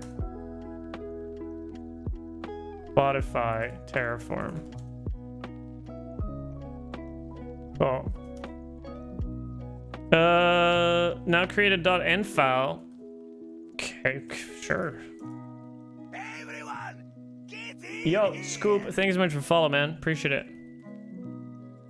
Appreciate it. Let's see. There's no real reason why you would ever, like, do your shit inside of, like, Terraform to just, like, manage your Spotify playlist. But hey, if you ever want to, you know, like, create a new Spotify account because you get banned every time because you listen to shit music, and then you want to provision all your playlists with all your music again, you know, this is the way to do it.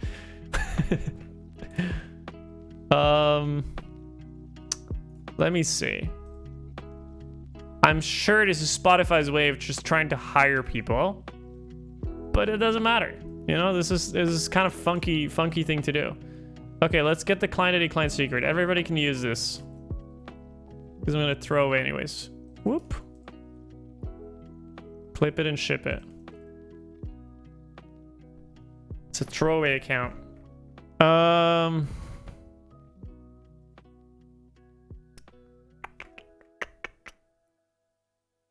Make sure Docker desktop is running. Okay, here we go. So now I'm just gonna run someone else's random image. I have no idea what this even is. This could be just like yeeting a lot of the files from my file system into it. But hey, what could ever go wrong, right? Fuck the world. It's completely secure.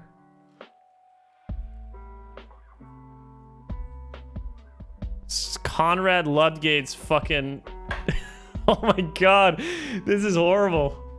This is just on the tutorial page. Oh, hey, what is this? You're just gonna expose my API key like that? What the hell? Okay, thanks. Invalid redirect URI. What do you mean? What?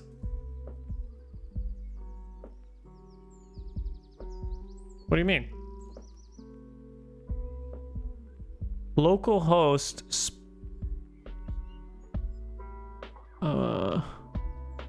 colon 27228. That's what we have, right? Oh, it didn't save? Oh, oopsie. Why didn't it save? What? Oh, I had to hit the add button and then hit save. Makes sense. That makes total sense. Cool. So now we can click the button, and now it said, oh, yo, this is fine. Logged in as just for cats? Sure. Authorization successful. Does anybody want my callback code? Here you go. Is this a JWT token?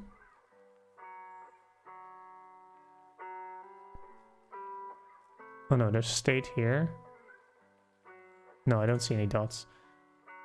Could be basics for encoded, but that's fine. Okay, we're authorized. The app that I'm running randomly, which I have no idea what it does or what it's like trying to steal, now has my shit. Who is this person? Who's Conrad? Conrad Ludgate. He looks trustworthy, right? Come on, chat. He looks kind of trustworthy. He has 19 followers. He's not part of any org. Oh god. Maybe he works for Spotify. He's doing a lot of Spotify work. He's just not part of Spotify org.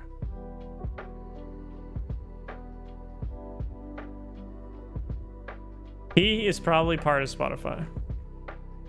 But it would make me a lot more safe if the GCR... Was it GCR? Was it GCR? Google Container Registry, I think. I think that's what it is. GHCR. What is GHCR? So it's a GitHub Container Registry. Okay, didn't even know this existed. Cool. Like it's only added the H there to add to the confusion. Okay, so that probably means that there's a GitHub repo with this. Okay. Sort of sketch. Oh, it's probably Terraform something. Oh, this guy owns the Terraform, like, Spotify provider. This guy built this thing. Oh, here it is. Okay, we can at least see like what's inside.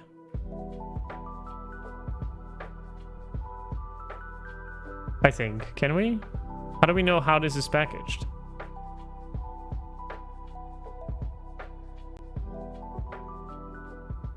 How do we know what's inside?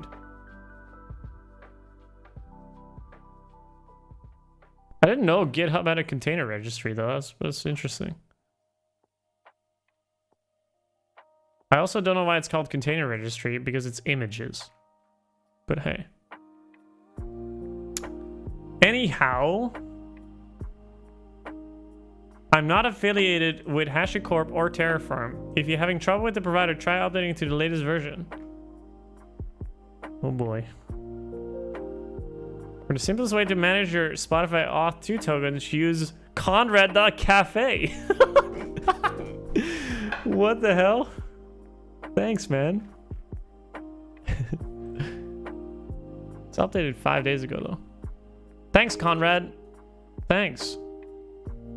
Alright, let's just continue. We're already balls deep into it, so let's just continue. Conrad, if you want to ever hit me up. Okay, now we need to clone the example repository. Leave the server running. Okay. Okay, what do we need to do now? This is another repo. Okay. Git clone me, baby. Learn Terraform Spotify. So now I have 2 random repos. Okay, what are we going to do now? Open main.tf. Okay, this is the Terraform thing. So we have Conrad Ludgate with the source for Spotify. We have a variable for the API key, which we need to set. TF-vars example. Okay. Yeah, why not? This is, my API key is just exposed anyways. Cool. All right. At least it's an account that I'll never use. Okay, let's see. Open Terraform file contains blah blah blah. The first 2 configuration blocks in the file. Configure Terraform itself and specify the community provider that Terraform uses to communicate with Spotify. Configure the Spotify provider with the key you set as a variable. Sure. So we're registering the provider and we need to set an API key, and then this is in a variable, which is the, you know, the standard. Let's copy pasta this.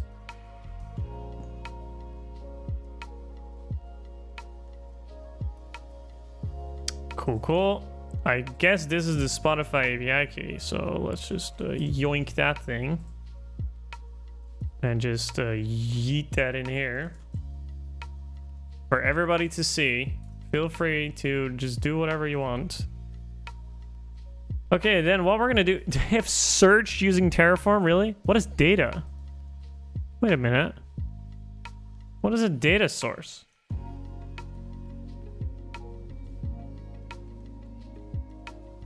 Data sources allow Terraform. Data sources allow Terraform use information. Okay, you know, that's not a proper sentence, but that's okay. To use information defined outside of Terraform, defined by another separate Terraform configuration, or modified by functions. Each provider may offer data sources alongside of a set of resource types. A data source is accessed via a special kind of resource known as a data resource, declared using a data block. A data block requests that Terraform read from a given data source and exports the result under the given local name. Example. Yeah, this is a reference. Sure, cool. The name is used to refer to the resource from elsewhere in the same Terraform module, but has no significance outside of the scope of a module. Request that Terraform read from a given data source and export the result under a given local name. So can I then use data.example?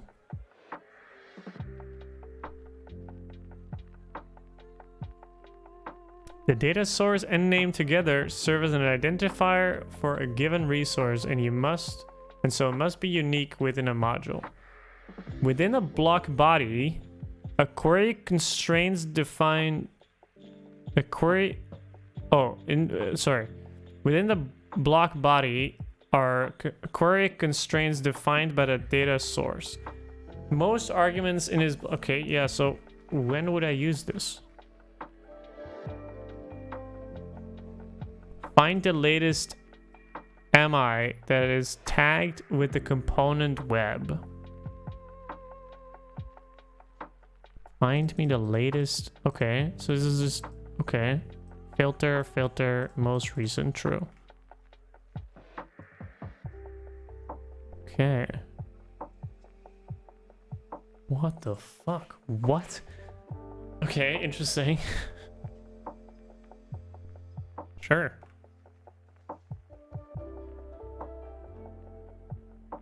I haven't really found anything yet, but this seems interesting. This makes it very dynamic. But I don't know if dynamic is really what you want when you're setting up your infrastructure. But anyways, cool that it's possible. Don't know when to use it, but hey, it's there. So the next block defines a Terraform data source. So we say Spotify, which is the prefix, and then search track, and we call it by artist. And then we search Dolly Parton. We can also search for a specific album or a song. The next block uses a Terraform resource to create a playlist. Spotify playlist called playlist. No, this is the reference playlist called Terraform Summer Playlist. And then we find, so then we get the search results, and then by the name by artist, and then all the tracks that we get inside, and then we get the first, the second, and the third, and then we get their IDs so that we can create the tracks inside of the Spotify playlist. And then we have an output with the URL for this. Oh, cool. Okay. Terraform Summer Playlist. We needed to create it with a specific hashtag, though. Win a t-shirt. Share your playlist with hashtag Terraform Spotify. Oh, is it? You mean on Twitter? Share your playlist. Yikes. Yikes. This is a thing? Are people doing this? If you truly want, you can terraform your Spotify playlist. I've created... Is this the guy? No. Random Spotify songs. Using Terraform to create playlists of your favorite artists. Conrad. You're infiltrating the entirety of the internet, man. Poor Conrad. Freddie Mercury, Led Zeppelin, Pink Floyd, REM, Deep Purple. This guy knows what's up. Search track. Reference Bob. Bob Dylan. Oh, I see. DP. And then he creates a resource, a Spotify playlist, terraforming songs. Let's listen to some songs, eh? Flatten. Don't know what that is. Oh, wait, what the hell? What? So, oh. How does it randomize, though? Isn't this just everything? Get all of the track IDs and then flatten this, because this is probably... No. Wait, why does he need to flatten? This doesn't give you an array. Oh, this does give you an array, because you're telling it, like, every single one, so you get a list of IDs. And then you flatten the result. Interesting.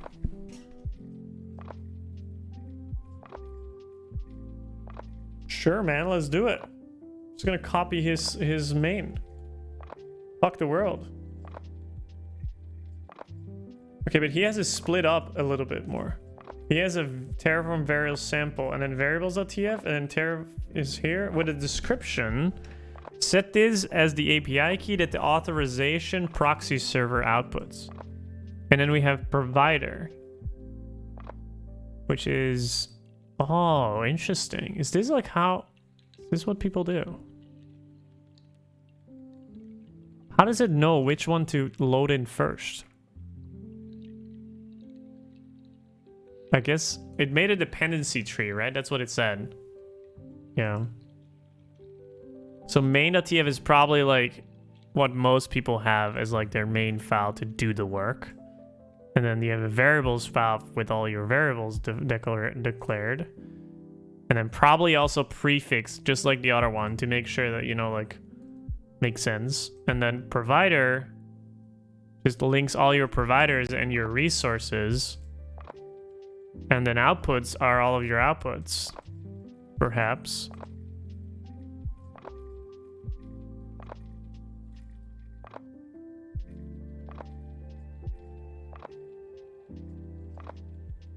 Sick. Cool. Let's just continue. I just want to see it working. I'm not logged into my Spotify account, but I'm sure you can log in from here, right?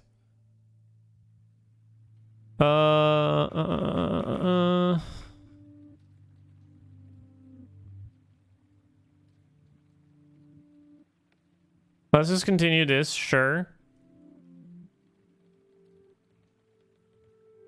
Okay, and then we put 3 songs in. Sure. Okay, cool. Output, playlist URL. Tracks. Yeah, let's do that too. Playlist URL. Spotify playlist ID. Which we don't have yet.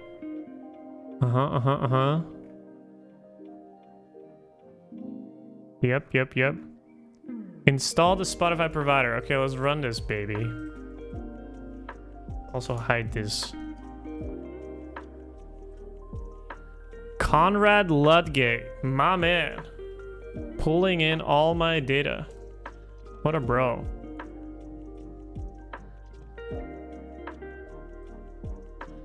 I want to swap these two. Okay. Create a playlist. Apply the thing. Show me the money. Could not perform search. Oh, yeah. I'm not searching specific enough. Is this what you need? Not perform search. 404. Page not found. What the hell?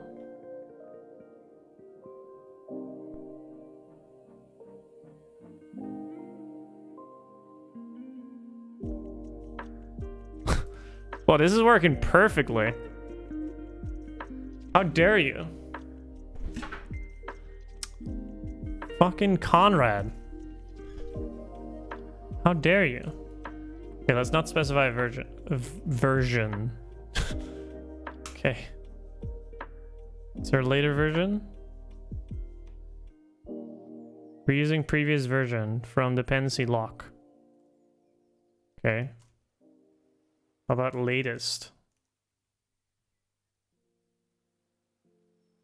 Invalid version constraint. Okay. Fine, fine.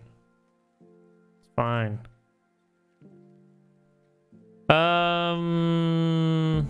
Why does it not work? That's not so good. What did you change? What did you change? We'd never know. We will never know why it doesn't work. Maybe my API key is wrong. Maybe my API key is wrong. Let's rerun this.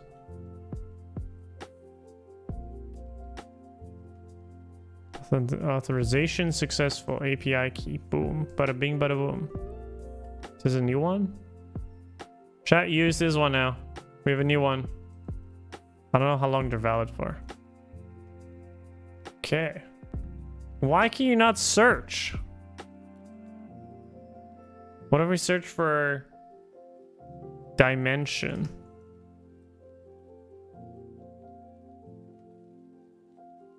Apply. Track not found. No token provided. See if this works. Shit. Access token. Probably need to set as a header, but maybe sometimes invalid access token. Hold up. Invalid access token. Why? Spotify API. I'm just gonna debug the shit out of this. What is going on here?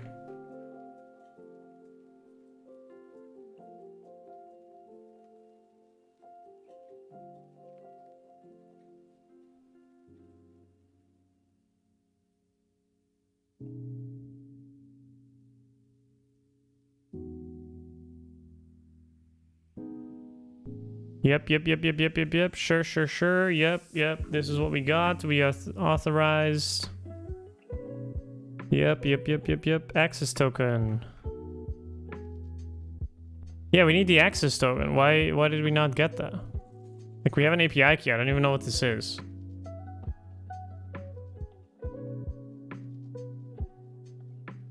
Where's my access token?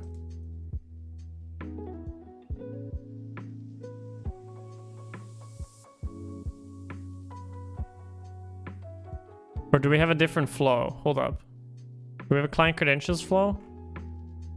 Identity client secret? I still need an access token anyways.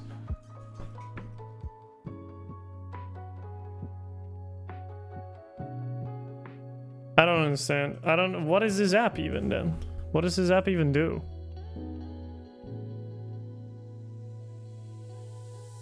Boom, boom, bam, boom, boom, boom. Maybe I'm just forgetting to read.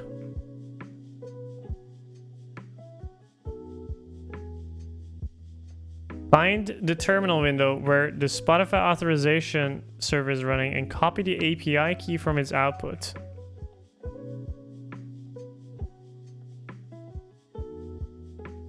This variable is declared in your variables file.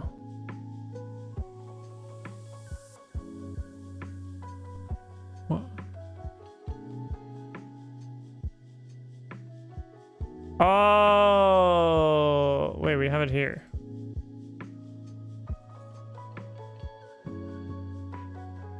That's correct. I'm so confused. Why does it not work?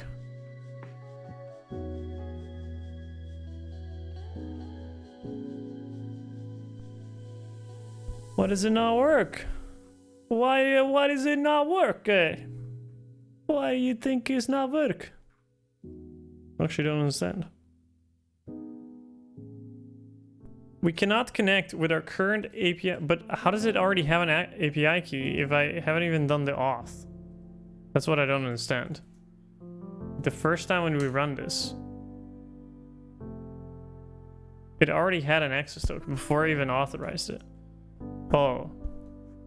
I guess it did the client ID, client secret call before this. And so now I authorized it. But this API key is already valid.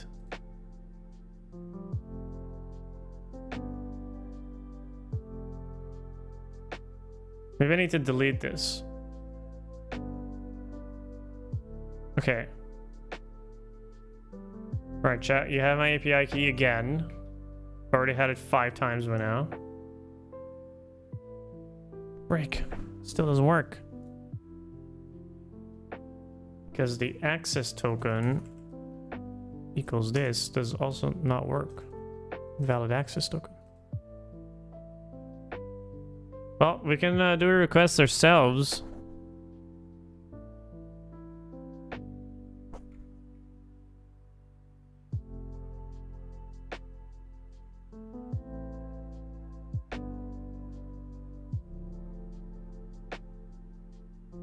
Does it need to be base 64 encoded? Oh, no.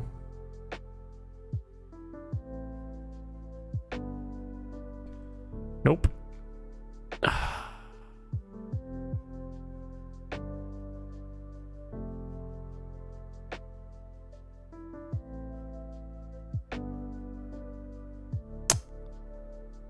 Okay, well, that was good fun regardless. Like, we gave it a shot and it didn't work, but hey, we tried. We tried, all right? We tried. We gave it a shot. We don't know what we pulled in here. This Conrad Ludgate image. No idea what it is.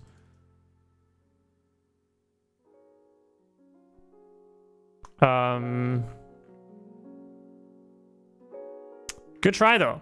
Good try. We tried. Give it a shot.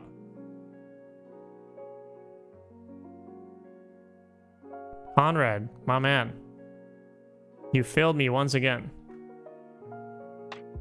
He's a Rust dev. God damn. Hardcore. Hardcore stuff. Okay. Do we still have lingering stuff in here? I think we deleted everything, so I'm sure this is all good to go. Default's still there. I don't know why default's there. We'll delete the project afterwards, so if you've stolen my API key or whatever that other thing was that I had, it's gonna be gone.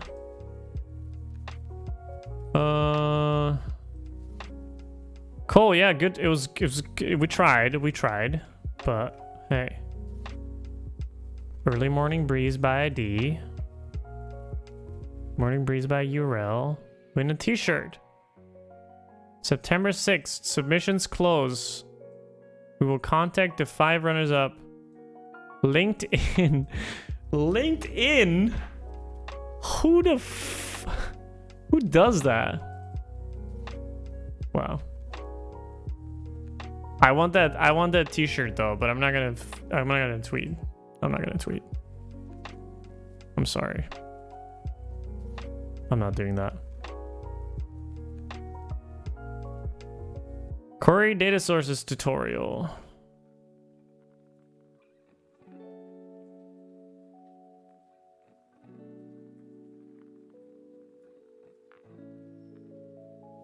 Oh yeah, modules. We haven't learned about modules either yet. Yeah, okay. I think we now sort of know the basics of Terraform. Like, at least we know what we can do with it and how it sort of works. I can at least read Terraform now. Still a lot of stuff that I need to do. And so the final thing that we need to do is we need to figure out how we're gonna deploy our Elixir app.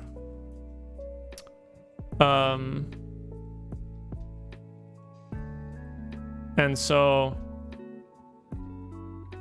yeah, we're probably gonna try and do that through Terraform, even though I'm terrified. It's funny because it's Terraform, but I'm terrified of like leaking any credentials anywhere.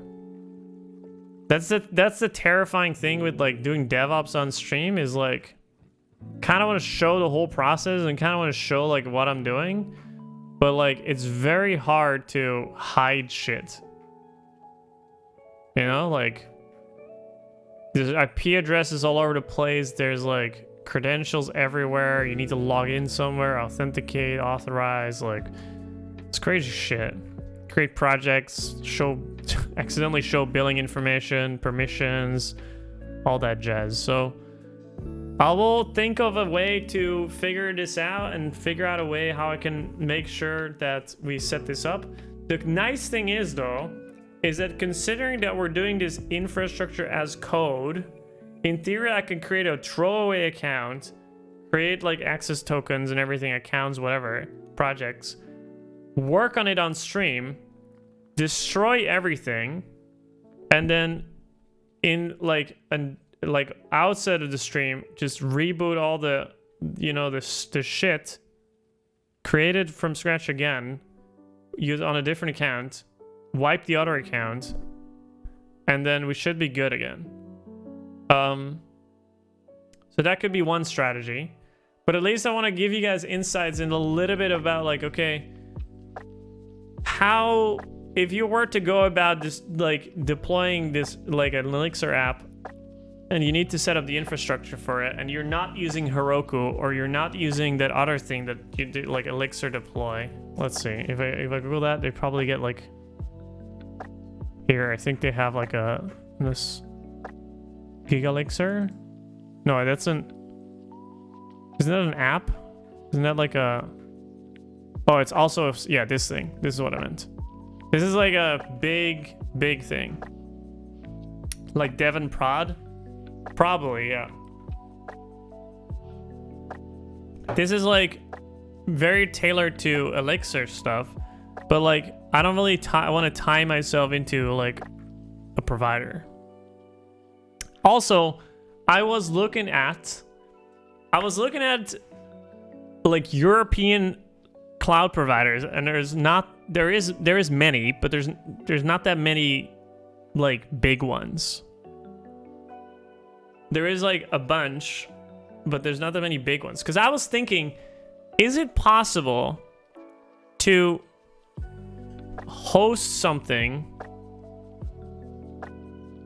with relatively like good automation on an EU cloud provider? Because like all the big ones are just like North American ones. All the big boys are North American ones. And I was just wondering, it could be cool to figure out if it can support some like European cloud provider and see how that experience is like, what that experience is like, and see like what it's up to. Host like an EU only service with its own laws, you know, like outside, without influence from the US. Curious if it's possible. Probably not. Probably you will touch some like services anyways, regardless, maybe Cloudflare or something that, yeah, could be useful for you. And if you want to host if you want to like have something close to your North American like consumers, you probably need to have something there too, or cached. But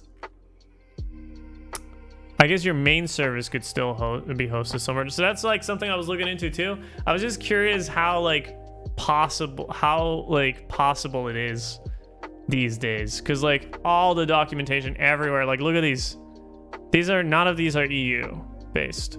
Pretty sure Oracle's not EU either. You never really want to deploy something on Oracle Cloud anyways. Or at least not that I know of. So Oracle, where is Oracle based? No, we have a big office in the Netherlands actually.